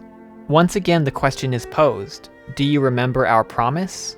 Elster's eyes open and she crawls back up to the Penrose, in the snow, rot front again. Elster drops into the ship, but it's important to note that she doesn't use the hatch she tried earlier. Rather, she drops directly into Ariane's room through what must have been a breach in the ship's hull, an unsanctioned entrance. The ship is in its crashed state here, and Elster enters the cryogenic chamber to discover a fleshy mass inhabiting the pod, with a dead Elster in white off to the side. The screen then flashes you and I merging into we in what is, I believe, our strongest clue as to what the promise actually was. You'll notice it is often referred to as our promise rather than simply the promise, and this shows it was certainly not a one-way thing. Elster did not just promise to kill Ariane to end her suffering. Rather, they promised to end it together, each making an oath: I won't leave you behind. Upon remembering this, Elster is more determined than ever to press on no matter the cost, and proceeds to take the arm and chest plate from the dead unit and don them herself. And from here, all that's left for her to do is, once again, jump into a massive pit of flesh. The next shore sequence occurs, this time directing you right instead of left across the beach, and once again the King in Yellow is visible, floating a ways off in the water. Instead of simply timing out as the first sequence did, this section ends when Elster boards the small boat grounded on the shore, a red lantern hanging from its bow. This is, in fact, the second time we've seen it. The first was back on level 6 of Sierpinski, where the vessel had been constructed by Aura replicas within their dorm room. It's a small detail, but shows that the alluring pull of the isle and perhaps even this shoreline experience was shared by all at Sierpinski. As the boat shoves off, a single star falls into the sea, and the chapter ends. The imagery of the falling star shows up multiple times in Signalis, and to understand its significance we must turn to the Book of Revelation, from which many passages are drawn throughout the course of the game. Revelation chapter 9 verses 1 through 6 reads, "The fifth angel blew his trumpet, and I saw a star that had fallen from heaven to earth. The key to the shaft of the abyss was given to him. He opened the shaft of the abyss, and smoke came up out of the shaft like smoke from a great furnace, so that the sun and the air were darkened by the smoke from the shaft. Following this, a plague of venomous locusts emerged from the smoke, having power to torment those who do not have God's seal on their foreheads, and so great would be their pain that in those days people will seek death and will not find it." To overgeneralize just a bit, the star is Abaddon or the devil, the abyss is hell, and the key is the authority to open its wide maw to the world. The connections here are apparent. The large hole Elster comes upon in the prologue is the shaft of the abyss, and she herself is the falling star given the key. For surely the Penrose must have shone like a star as it fell into this adjacent reality, and the keyhole on the management office's Isle of the Dead is located directly on the boat's shrouded figure whom Elster has just become on the shore of Oblivion. While in the original passage Abaddon is opening the shaft so hell may emerge from it, this is subverted as Elster opens the shaft so she can descend into hell herself. But what meaning does Elster see in the falling star? A similar object appears in Lilith's memories, almost certainly a bomb or rocket as evidenced by the other one's present and Venetta's status as a war-torn world. This is further supported by the descriptions associated with the Key of Sacrifice, which are themselves a restructuring of Revelation chapter 8 verses 7, 9, and 12. "On the horizon I saw a star fall into the sea, and the sound of thunder, like trumpets of angels, flew over the water. A mix of hail, fire, and blood hit my wet face, and a third of all creatures that lived in the sea died." This may be how Elster sees herself, as an object of destruction, one with a promise to destroy something beautiful.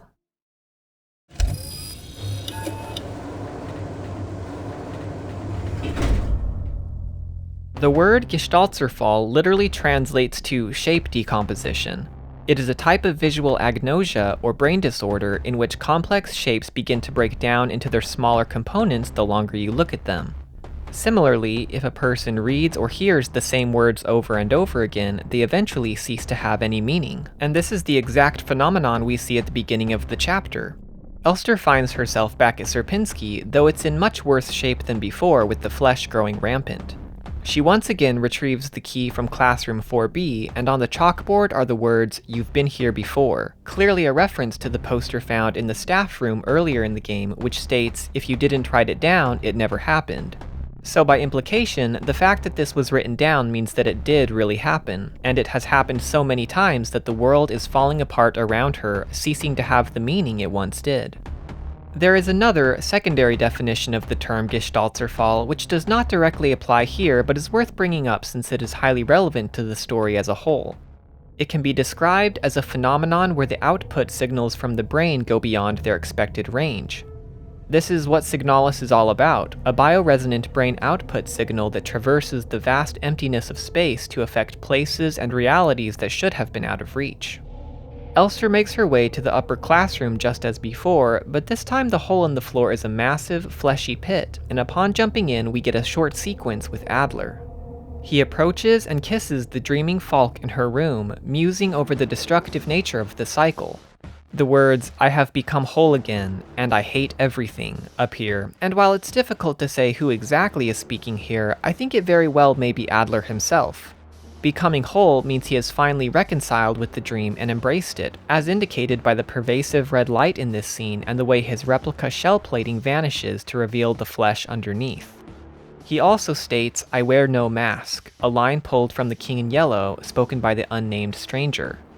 I explained earlier in the video that Ariane's dream can be thought of as a grand performance, with each character given a role to play, and Adler's decision here to remove his mask, his recognizable faceplate, signifies that he has broken out of his role in the story. He is now fully aware of the loop and begins trying to stop it in earnest, which no one else does. Though not shown here, we know that he makes his way back to the gate, and there he waits. But before the sequence ends, we are shown one more image. Issa looking in a mirror, now missing her right eye. As a refresher, we last saw Issa in the Nowhere, with both her eyes intact, so it's clear that something has happened off-screen here. Did Adler catch up with Issa and take her eye as he tried to do at the mining pit? Could that perhaps be another reason he considers himself whole again? Or is this a new Issa from a new cycle? Regardless, her appearance here is an interesting detail, especially considering what happens in the final area, Rotfront. This is where Elster finds herself following the previous sequence, alone in a ruined atrium of Sector C.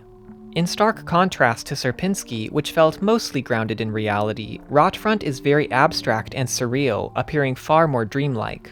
The subway train is still running despite the complete absence of any humans, Ariane's teeth are found on the table in the guest station, the butterfly safe is originally set to Elster when you first find it as though waiting for you, and when Elster takes damage the screen will often glitch to show multiple rooms all tangled together.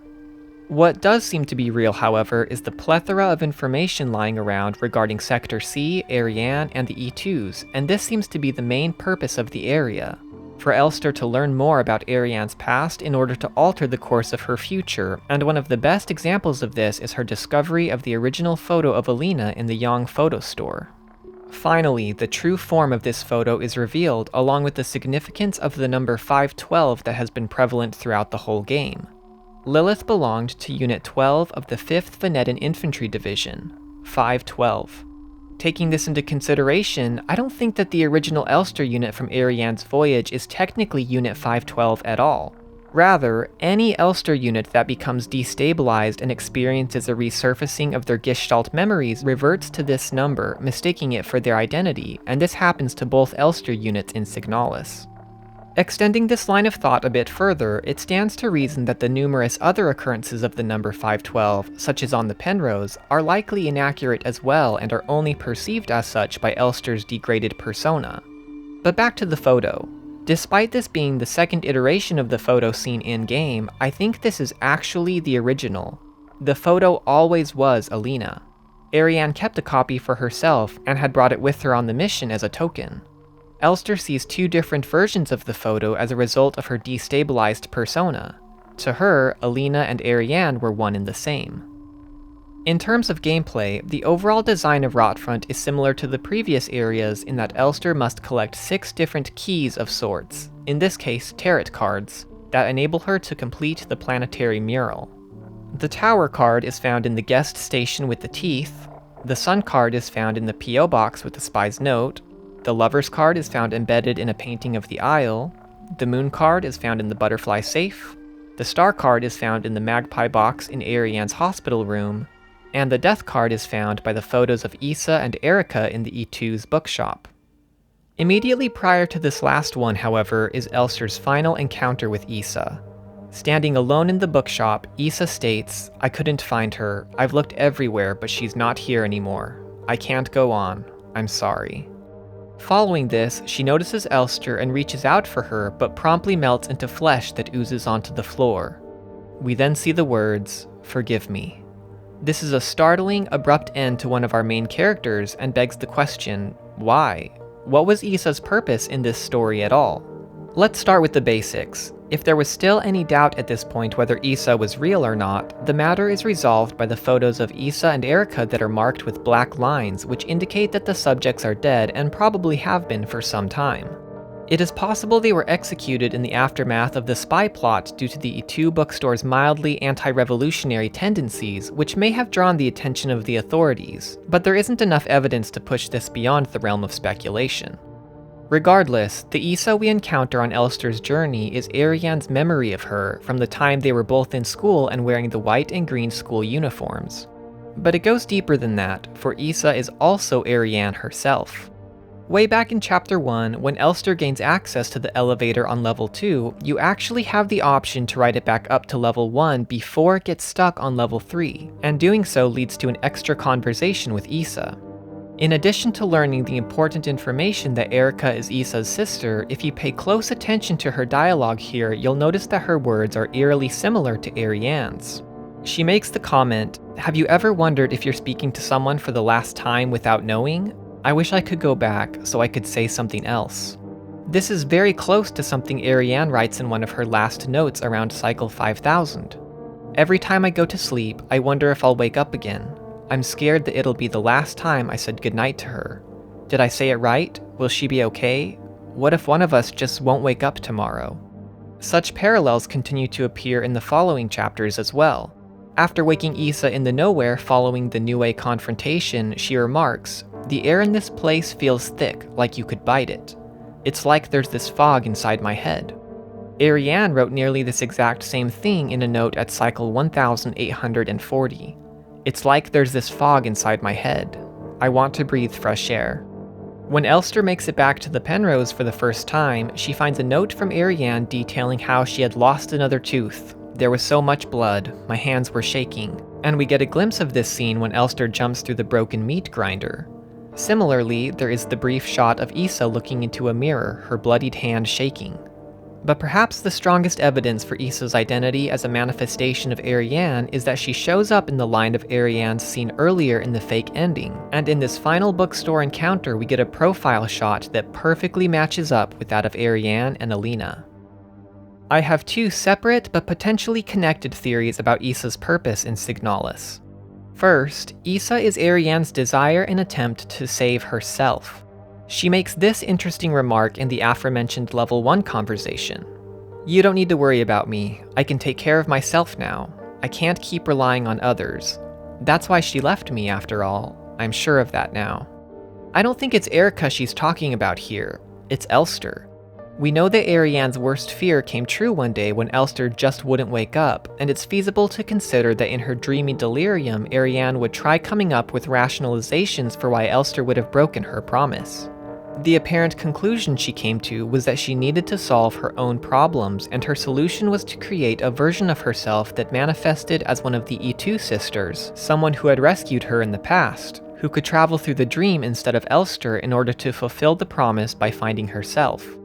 Of course, this doesn't work, as Issa becomes lost and is unable to find the real Ariane before falling apart. Interestingly, the mark she leaves on the floor is very similar to others that we see throughout the game, including on the Shore of Oblivion and on the Penrose itself.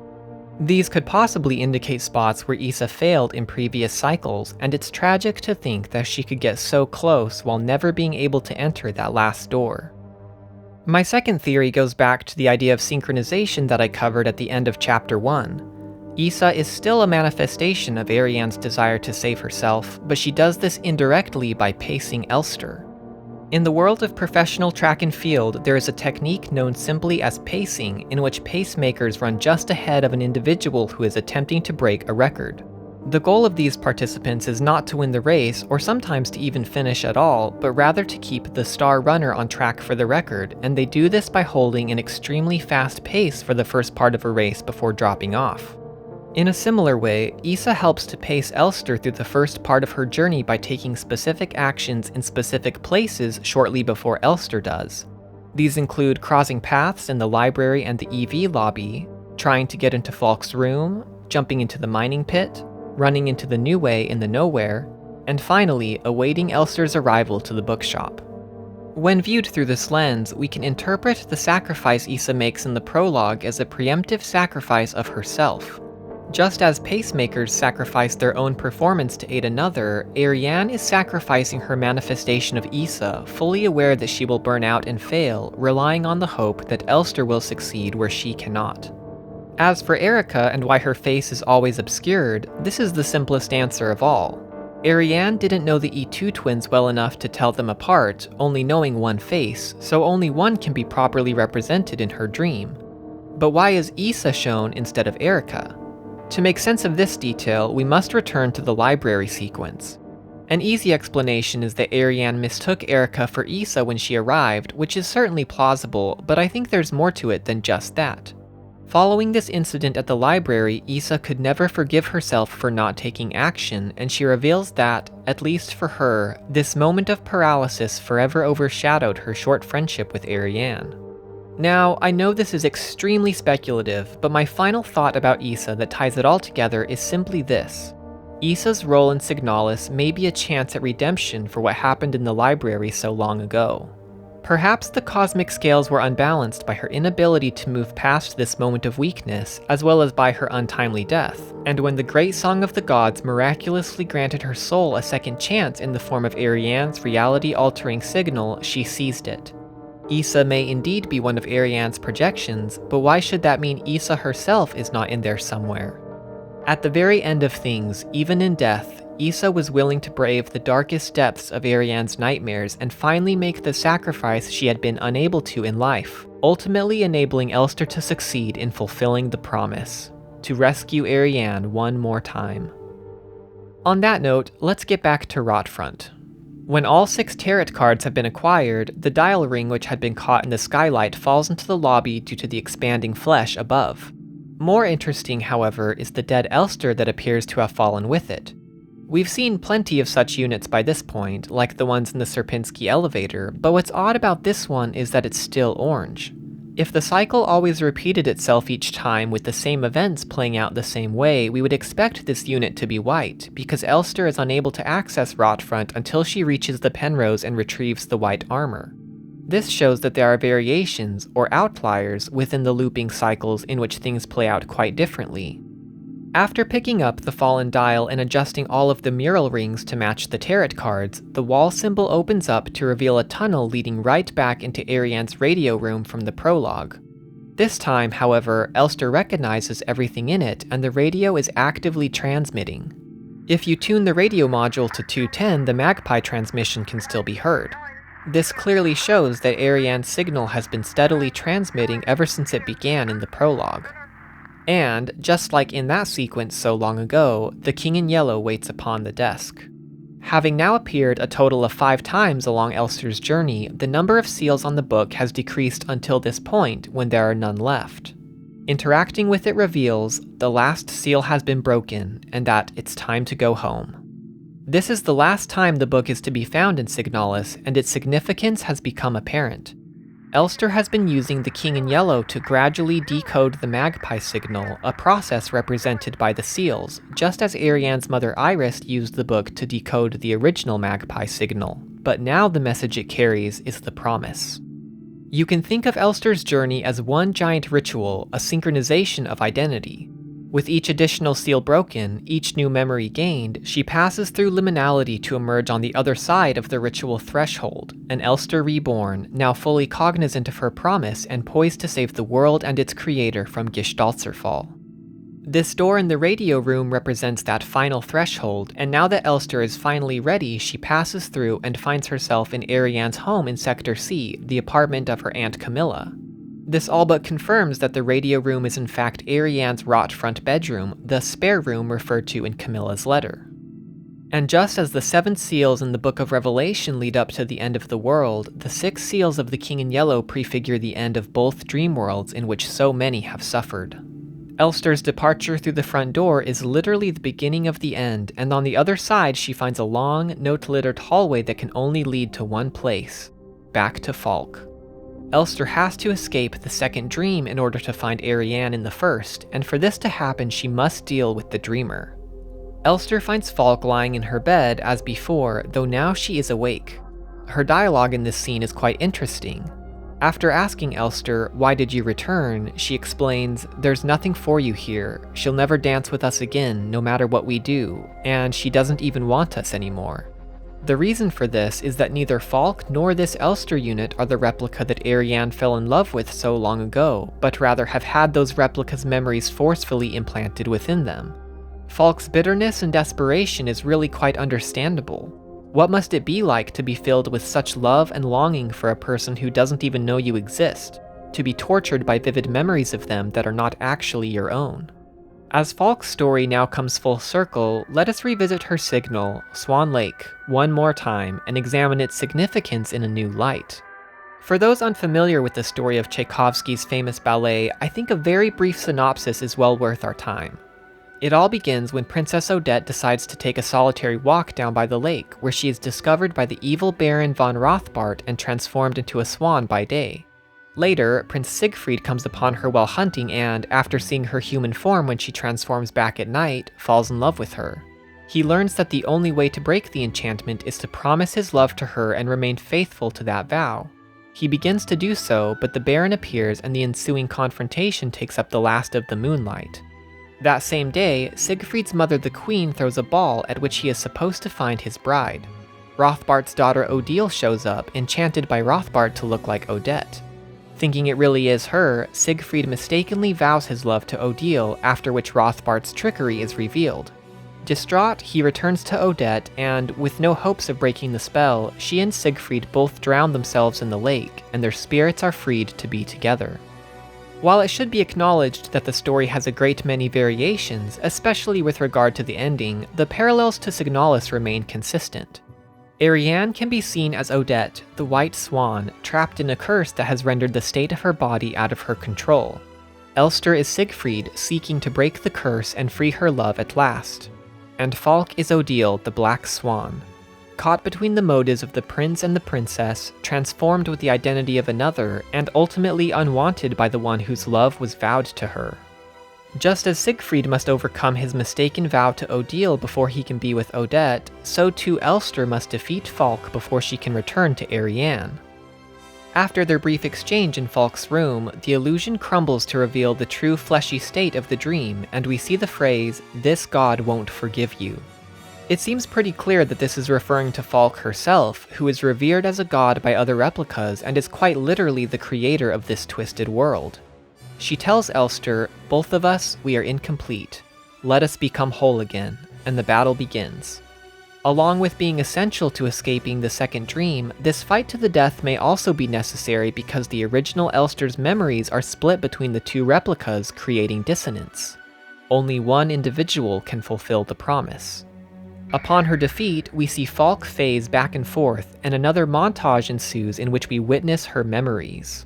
Elster and Ariane embracing in the starlight, just as in Falk's drawing, the Isle of the Dead, Falk motioning at Adler from the gate, Elster 512, and a promise character, but extremely dim. This shows Falk did know about the promise to some extent, but either did not fully understand it or was unwilling to go through with it, which explains why she never attempts to carry it out herself. These memories complement and complete those of Elster too, and, knowing this, Falk states, "Now we are one," and dies. And Ariane watches it happen. Elster once again meets Adler at the gate, but this time he's openly hostile, insisting that Elster's continuous return to the Penrose is the cause of this world's rapid degradation. For every time she fails, the world is recycled anew in a new loop in which things are twisted, added, removed.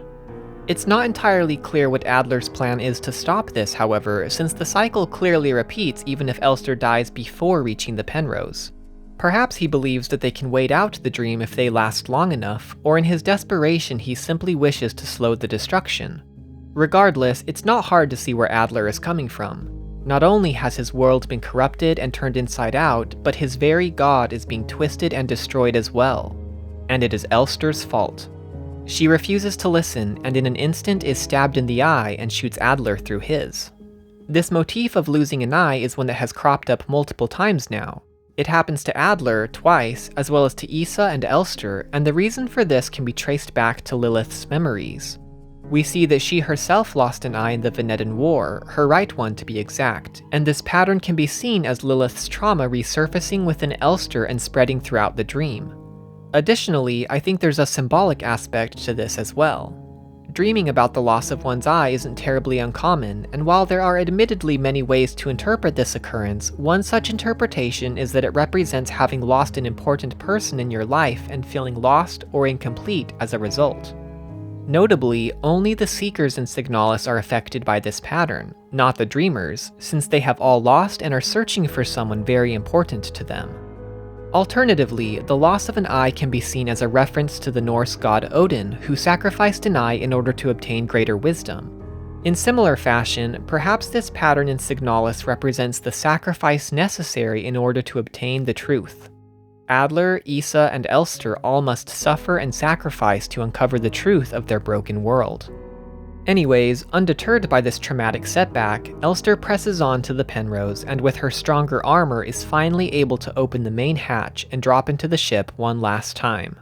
Here she observes the true state of the Penrose at the end of its voyage and finds Ariane's notes scattered about chronicling the harrowing last days before her cryosleep. But of course we have to ask the big question. Is this the real Penrose, or is Elster still within a dream? A detail of no small significance is that the all-seeing red eye present over the whole game is not visible in this section.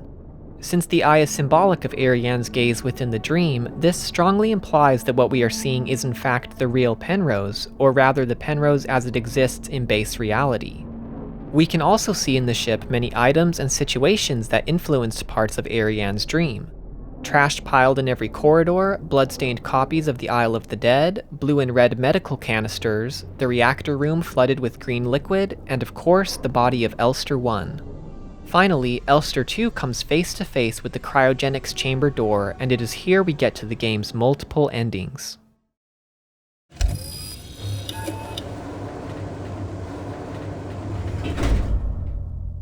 Signalis has 4 distinct endings, all of which are equally valid as conclusions to the game, and it's even implied that all 4 occur at least once during Elster's journey.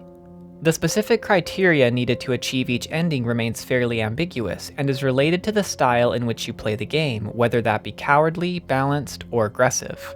This matters because, at its core, what sets each ending apart is Elster's self-realization, or the extent to which she is able to reconcile the innate Lilith inside her with the Elster she has become. In the Leave ending, Elster does not enter the cryogenics chamber at all, but instead is seen leaving the Penrose. Her last words are brief. "In the end, I had to leave you behind, but it's too much. Forgive me." She removes her blood-stained white chestplate, casting it on the ground behind her. The backdrop here is key. She is on Veneta.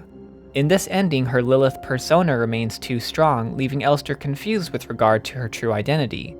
Her idea of going home is not returning to Ariane, but leaving her behind to return to her home planet. It should come as no surprise that this is the cowardly ending, obtained by running away from enemies, frequently checking locked doors, and lingering within safe zones. As a side note, it is possible that the dead Elster units we see in the fake ending sequence are those who obtained this ending, and as they ceased to function, the cycle began anew.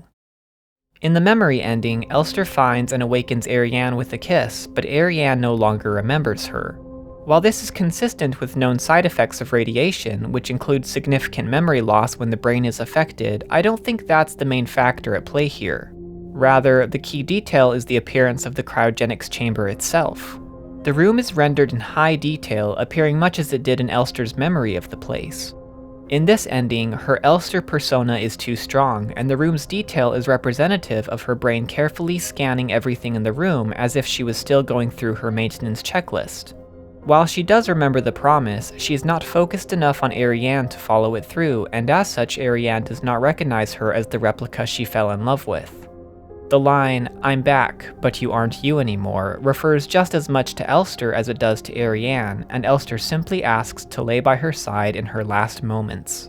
This is the balanced ending, which is obtained by taking moderate actions, killing enemies in your path, talking to other replicas encountered in the game, and avoiding damage when possible, and it is this Elster unit from whom the white armor is taken during the fake ending, perpetuating Chapter 3.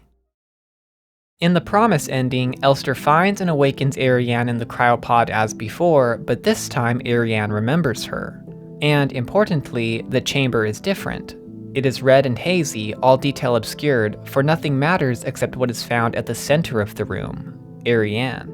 In this ending, Lilith and Elster are finally reconciled, equal. The replica who first fell in love with Ariane in the happy days of their voyage was not fully Elster nor fully the Gestalt Lilith, but someone in between. Someone who saw in Ariane not just the Alina she had loved in a life long ago, but the beautiful, strong individual whom she was right then. And it is this Elster who, back from the dead, fulfills the promise at last.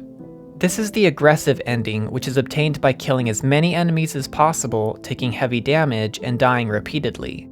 It is the most difficult to achieve and requires the most effort on Elster's part. There are at least two pieces of evidence that indicate the cycle is finally broken in this ending. First, as the light leaves Ariane's eyes, we see the red countdown finally reach 0, and shortly after this, the screen glitches violently, knocking Elster to the ground. This could be showing that the signal, now bereft of its origin, is beginning to fall apart along with the twisted reality that it created.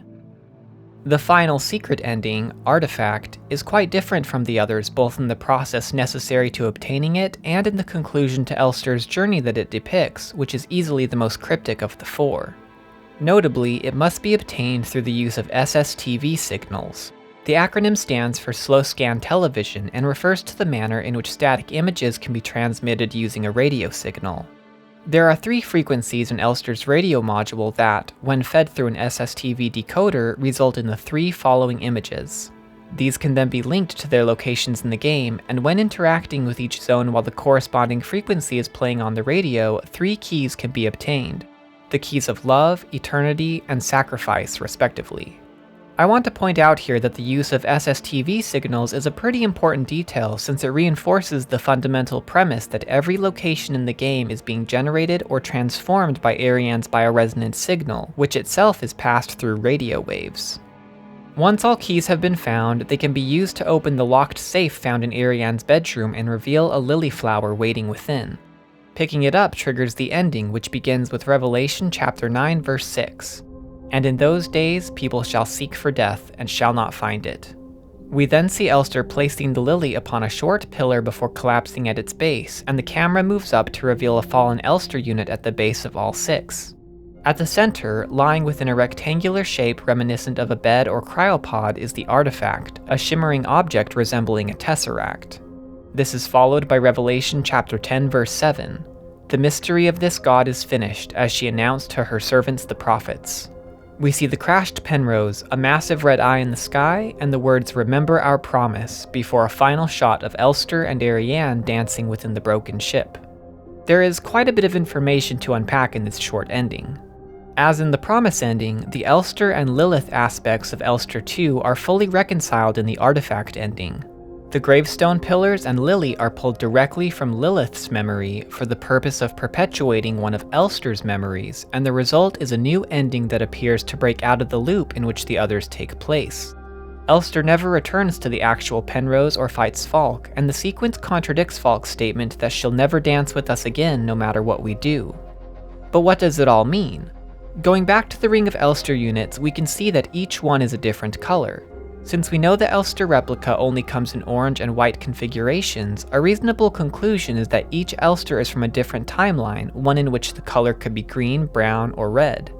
It's impossible to say how many realities were affected by Ariane's signal, but this shows it was far more than just her own. And at the center of them all is the artifact, the most ubiquitous yet elusive object in the entire game. If you weren't already aware, the strange symbol displayed on the main menu is simply a representation of the artifact. Clearly, this object is key to understanding Signalis from beginning to end. In addition to its appearance here, the symbol can also be seen during the prologue when Issa makes a blood sacrifice, on the astrolabe connected to Adler's lockbox, on the tarot card table, beneath the planetary mural, on the locked safe, and on Falk, marking her vulnerable for a golden spear during the final fight. Furthermore, the symbol is alluded to in the pattern of 6 that runs throughout the game. Inventory items are limited by the rule of 6, which is conveniently represented by a cube, and 6 keys are needed to open the special access doors in Sierpinski and the Nowhere. And there are, of course, 6 tarot cards as well. But the pattern goes deeper. Repeatedly, we are shown that the 6 sides of the artifact correspond to the 6 inhabited worlds of the solar system, each of which is also represented by a specific shape. I don't think it's too much of a stretch to say that, on one level, the artifact represents base reality. It represents the Song of the Gods as it pertains to the whole solar system, to both the Empire and Nation of Yusan in the way in which they have chosen to leave an imprint on the melody of the universe. And for the Nation of Yusan, this involves one major act: sacrifice. The sacrifice of anything, anyone, any idea to further the cause of the revolution. And one such sacrifice was the young pilot Ariane, jettisoned on a suicide trip into the void as a glorious demonstration of the nation's power. If we assume the symbol represents reality, then Elster's interaction with it as a tangible object separate from herself shows that she has managed to slip beyond its boundaries, creating an outcome that shouldn't be possible. There are some interesting connections to be made regarding the artifact as it appears in this form. First, in Robert Chambers' story The Mask, the sculptor Boris develops a strange liquid solution that can transform any object into pure white marble with blue veins and a rosy light at its heart. After transforming a single lily flower, Boris and his attending friend Alec briefly muse over whether the plant has been destroyed or preserved, though without a verdict. It is possible that the light we see glistening within the artifact is Elster's final memory and wish, a dance with her lover that will last for eternity. And like Boris, we must ask ourselves, has this memory been destroyed or preserved? For its state has been fundamentally altered. This is not the same joyous but transitory scene that played out so long ago, but is rather an everlasting recreation of it, Elster and Ariane dancing as ghosts in a ruined ship. Also worthy of note while on the topic of the artifact is the presence of a strikingly similar object in Slavic folklore. As the legend goes, in the heart of Buyan, the island which vanishes and reappears with the ocean tide, there is a brilliant white object known as the Alatir. It is a living, magical stone located on the borderline between worlds and, if discovered, grants the finder happiness for all time. Additionally, the Alatir is considered to symbolize the center of the universe and the transition from one world to another. This idea neatly supports the previous explanation, as Elster has found her happiness in this object in the convergence of multiple realities. Speaking of transitioning between worlds though, there is one final key to understanding the true nature of the artifact ending that also explains what exactly happens to Ariane. Near the very beginning of this video, I briefly mentioned the similarity between Signalis' description of the Song of the Gods and the concept of Tao in Taoist philosophy, and now I want to revisit this idea in greater detail, specifically looking at the connections between Taoist alchemy and cosmology. On the most fundamental level, Taoist cosmology is a system designed to explain the nature of the cosmos and its relationship with humanity, with the concept of the Tao at its center. As a refresher, the Tao can be understood as the unified essence of the universe that flows within all things and keeps the universe in balance. This form of cosmology is predominantly correlative, which means it is concerned less with how and why diverse phenomena occur and more concerned with defining the relationships present between such phenomena. The purpose for making these connections is to show how all things in their infinite diversity are in fact contained within the principle of unity and originate directly from the Tao. The system has two important sets of emblems, the Bagua, or 8 trigrams, and the Wu Xing, or 5 elements. Let's start with the Bagua. The 8 base trigrams represent 8 interrelated concepts that together constitute the fundamental principles of reality and are as follows: heaven, lake, fire, thunder, wind, water, mountain, and earth. Each trigram is composed of 3 lines which can be either broken, representing yin, or solid, representing yang.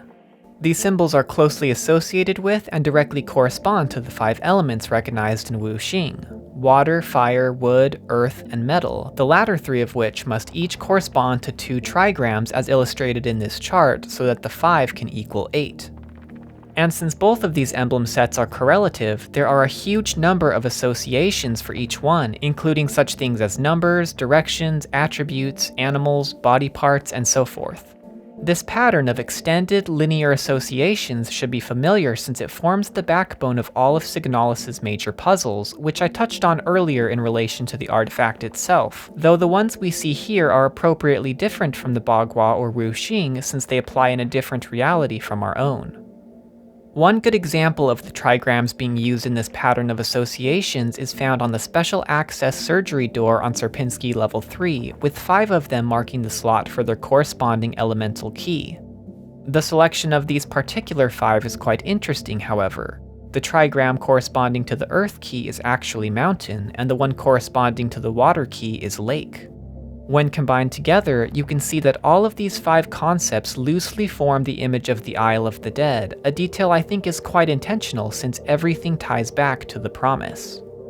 Trigrams next appear with significance during the fake ending, in which 3 show up briefly in unison: wind, heaven, and lake, or 5, 1, and 2, clearly intended to evoke Lilith.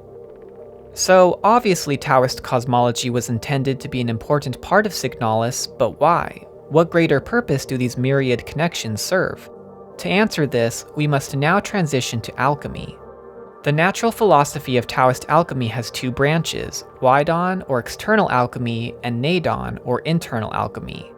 External alchemy is all about transmuting physical substances from one form to another, and practitioners of Huaidon combined lead, mercury, and other metals together in an attempt to create the golden elixir, a substance believed to grant immortality.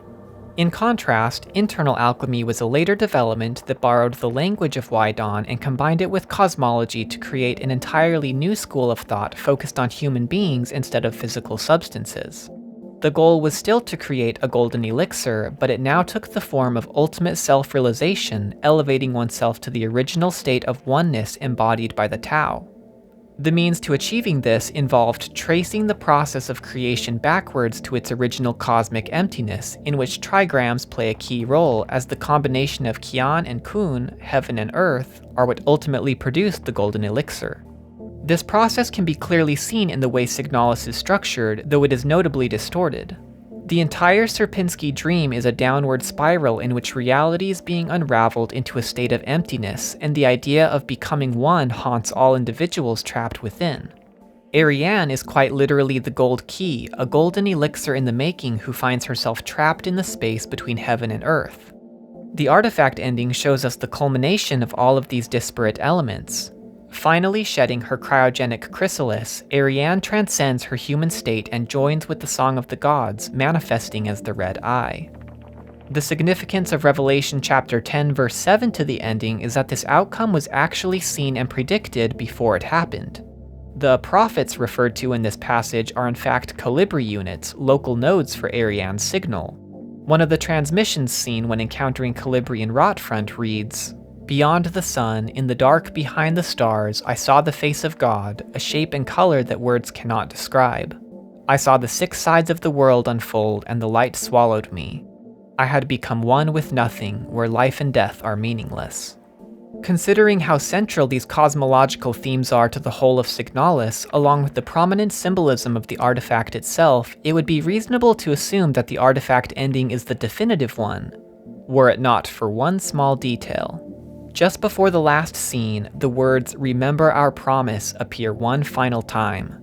For all it accomplishes, for all the probabilities that it miraculously joins together, this outcome still leaves the promise unfulfilled, a fact of which Ariane is all too aware as she gazes down upon the eternal memory.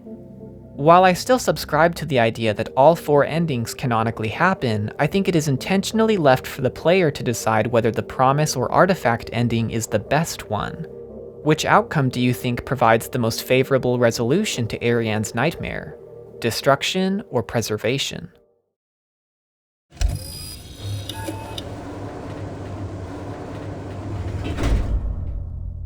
Well, we finally made it, and I have just a few final thoughts.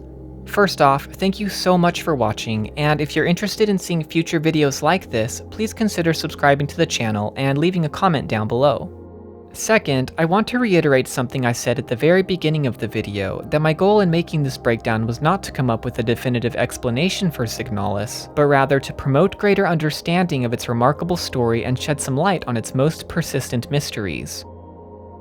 Whether or not you agree with my interpretation as presented here, I sincerely hope I've given you more to think about and a renewed desire to continue the search for meaning in this beautiful game. For just as the Isle of the Dead and Shore of Oblivion paintings have multiple versions that are all treated as equally valid, diverse interpretations of Signalis are equally valid as well, even when contradictions arise. For Gestaltzerfall is par for the course. The longer you look at the entirety of Elster and Ariane's story, the more it seems to fall apart. The question is, what pattern do you see in the chaos? Finally, I'd like to end with a poem that I think beautifully articulates what Signalis is all about. Let the Red Dawn Surmise, written by Bliss Carman, the first half of which can be found in The King in Yellow. Let the red dawn surmise what we shall do when this blue starlight dies and all is through. If we have loved but well under the sun, let the last morrow tell what we have done.